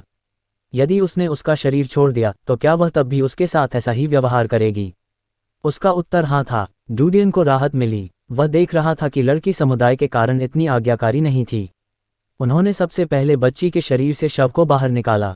लड़की ने इस प्रक्रिया में उसका सहयोग करने की पहल की। उसने उन कोशिकाओं को अलग करने में उसकी मदद की जो उसकी थीं। वे नर्म मांस के लोथड़े की तरह बर्फ पर गिरे। नर्म मांस के लोथड़े के अंदर हड्डियां, आंतरिक अंग और अन्य चीजें धीरे धीरे खड़ी हो गईं। वह एक लंबे और दुबले पतले युवक में बदल गया। ये डीन की मूल उपस्थिति थी। इस समय वह अरागामी लड़की के शरीर से पूरी तरह से अलग हो गया था। उसे अचानक महसूस हुआ कि उसका हृदय अभूतपूर्व रूप से खाली हो गया है। वह बर्फ से भरी दुनिया से भी अधिक उजाड़ था। वह इसमें कुछ भरने के लिए इंतजार नहीं कर सका। इस अवर्णनीय असुविधाजनक भावना को भरने के लिए उसने तुरंत यांत्रिक हृदय को किनारे से पकड़ लिया। उसकी हथेली पिघलकर उसके चारों ओर लिपट गई। उसने उसे अपनी बांह के सहारे अपने सीने में हृदय तक खींच लिया। फिर उन्होंने इंटरफेस को राक्षसी बनाने के लिए अपने मांस और रक्त का उपयोग किया। यांत्रिक हृदय से जुड़ने के बाद तुरंत 2 तेज आवाजें सुनाई दीं। इसने उसकी पूरी चेतना को झकझोर दिया, जिससे वह हल्की सी गूंजने लगी। अगले ही पल जोरदार पिटाई और भी स्पष्ट हो गई। उसके दिल में असामान्य असहज भावना गायब हो गई और उसकी जगह एक जोरदार ऊर्जा ने ले ली। ऐसा लग रहा था कि उसके शरीर में खून उमड़ रहा है और गरज रहा है। वह शक्ति से भरा हुआ है। ये यांत्रिक हृदय का ऊर्जा स्रोत है। कोई आश्चर्य नहीं कि यह अंतरिक्ष यान की अंतरतारकीय छलांग को संचालित कर सकता है। यह मेरे लिए इच्छानुसार अपने शरीर को बर्बाद करने के लिए पर्याप्त है। यह अब पहले जैसा नहीं है। यदि मैं बहुत अधिक ताकत का उपयोग करता हूं, तो मेरा हृदय भार सहन करने में असमर्थ होगा। डुडियन ने अपने शरीर में जोरदार शक्ति महसूस की। उसने विभिन्न ऊतकों को जल्दी से नष्ट करने के लिए अपनी उंगलियों का उपयोग करने की कोशिश की। वहां तेज ब्लेड, पंजे, ढालें इत्यादि थे। उसकी उंगलियों पर सैकड़ों क्षमताएं चमकने लगीं। दानवीकरण की गति अत्यंत तीव्र थी। ये पिछली पूर्ण गति से तेज थी। इस तरह की शक्ति, भले ही मैं भगवान नहीं हूं, लेकिन मैं उतना बुरा नहीं हूं। डुडियन हैरान था। ब्रह्मांड की सामग्री को अवशोषित करने और उसे ऊर्जा में बदलने में सक्षम नहीं होने के अलावा उसे लगा कि वह किसी देवता से अलग नहीं है। पहले देखे गए अन्य राजाओं की तुलना में वह बहुत मजबूत था, बिल्कुल सामान्य लोगों और रसातल के बीच के अंतर की तरह। अध्याय 1220 घोंघा भगवान। यांत्रिक हृदय की शक्ति से डुडियन जानता था कि वह लड़की की सहायता के बिना अकेले राक्षस सम्राट को हरा सकता है। आखिरकार, भले ही उसका शरीर अधूरा था, फिर भी वह एक देवता था। वह पिछले अरागामी की तुलना में बहुत अधिक मजबूत था जिसे लिन चांगशेंग ने इस्तेमाल किया था। अब जब उसने अपनी स्वतंत्रता पुनः प्राप्त कर ली थी और उसके पास असाधारण शक्ति थी, तो डुडियन ने अब और देरी नहीं की। उन्होंने तुरंत एक्शन लिया। पहला कदम महासंघ का मोटा मांस खाना था। संघ के 100 नगर अभी भी राक्षसों द्वारा कब्जा किए जाने के भय से भयभीत थे। भूमिगत आश्रय स्थलों में छुपे शरणार्थियों के पहले जत्थे को छोड़कर बाकी लोग अपने घरों में छुपे हुए थे या अस्थायी सैन्य सुरक्षित घरों में शरण ले रहे थे। महासंघ को ऐसी विपदा कभी नहीं झेलनी पड़ी थी। अतीत में तैयार किए गए आश्रय प्रत्येक शहर के निवासियों को समायोजित नहीं कर सके। सड़कें साम्राज्य के सैनिकों की लाशों से भर गईं।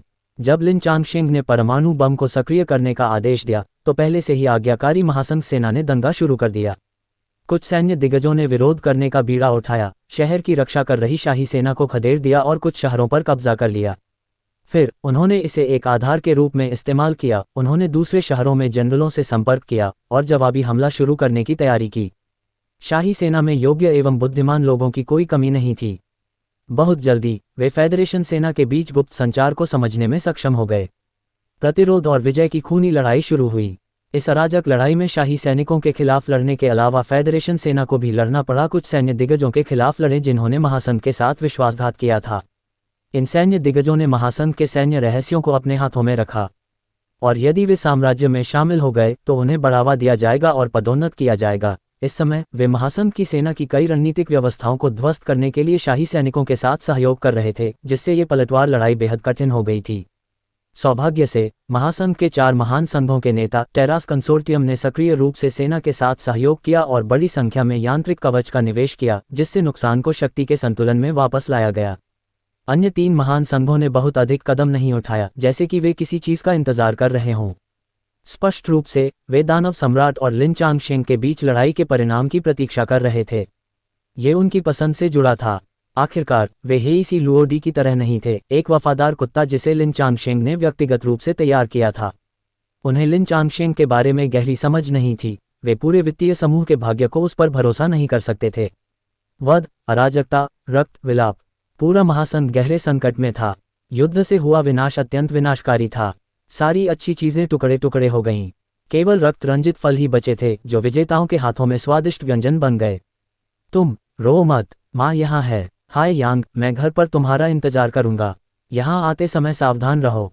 बाहर की सड़कें राक्षसों से भरी हुई हैं, उन्हें तुम्हें देखने मत दो। तुम जानवरों का झुंड, तुमने एक बूढ़े आदमी को भी मार डाला। आमीन आमीन। सर्वशक्तिमान ईश्वर, कृपया हमारी रक्षा करें। आपदा में विभिन्न मानवीय स्थितियों को महासंघ के हर कोने में प्रदर्शित किया गया। गोलियों और धमाकों की आवाज के बीच खंडहर में मौजूद बच्चों की चीखें गूंज उठीं। आग की तूफान जैसी गोलियों ने नीले आकाश को चीर डाला। लड़ाकू विमानों ने सीटी बजाए और शहर के ऊपर चक्कर लगाए। हवा में धुआं भर गया, कई इमारतें नष्ट हो गईं या जल गईं। सड़कें राक्षसों और सेना के बीच लड़ाई से भर गईं। बूढ़े मेहतर दुबके हुए थे और कांप रहे थे। डुडियन ने स्नो माउंटेन सिटी से उड़ान भरी। शहरों के बीच रेलवे बंद कर दी गई थी। कुछ हवाई पटरियों पर बमबारी की गई और वे वहां से नहीं गुजर सके। उन्हें फेडरेशन की राजधानी तक उड़ान भरने के लिए खुद पर निर्भर रहना पड़ा। उन्होंने युद्ध को समाप्त करने के लिए वहां के उपकरणों का इस्तेमाल किया। रास्ते में उसने नगरों के विनाशकारी दृश्य देखे। हालांकि उसने सिल्विया में तख्तापलट और बाद में कई क्रूर कृत्यों का अनुभव किया था, फिर भी उसे थोड़ा दुख हुआ। मनुष्य कष्ट से डरता था। इंसान अक्सर एक दूसरे के लिए दुख पैदा करते हैं। युद्ध के मैदान में हर कोई निर्दोष था, लेकिन कोई भी सहानुभूति का पात्र नहीं था क्योंकि हर कोई दयनीय था। युद्ध के पीछे का मास्टरमाइंड ही सबसे क्रूर था। डूडियन को शैतान के चले जाने की उम्मीद नहीं थी, लेकिन उसने सैनिकों की वापसी का आदेश नहीं दिया। ये कहना उचित था कि एक बार उनके चले जाने के बाद यहाँ बची सेनाएं लिन चांगशेंग से प्रतिस्पर्धा नहीं कर पाएंगी। जब तक उसने नहीं सोचा था कि लिन चांगशेंग भी मारा जाएगा। वह मेरे अस्तित्व के बारे में नहीं जानता है, इसलिए वह सोचता है कि लिन चांगशेंग को मारने के बाद वह सब कुछ नष्ट कर देगी, लेकिन वह इंसानों की तरह महासन पर शासन नहीं करेगी। डूडियन ने सोचा जब उसने अरागामी लड़की पर नज़र डाली जो उसके बगल में उड़ रही थी। इस बार वह जीवित रहने में सफल रही। इसके अलावा उसके पास असाधारण शक्ति थी। सब कुछ उसकी मदद पर निर्भर था। रणनीति और रणनीति के मामले में वह उनसे कमतर थे। उन्हें लिन चांगशेंग ने हराया था। दुर्भाग्य से वह उतना भाग्यशाली नहीं था जितना उसने सोचा था। डूडियन ने उससे पूछा, मैं तुम्हें भविष्य में क्या कहकर बुलाऊं? लड़की ने असमंजस में उसकी ओर देखा। मैं तुम्हें क्या कहूं?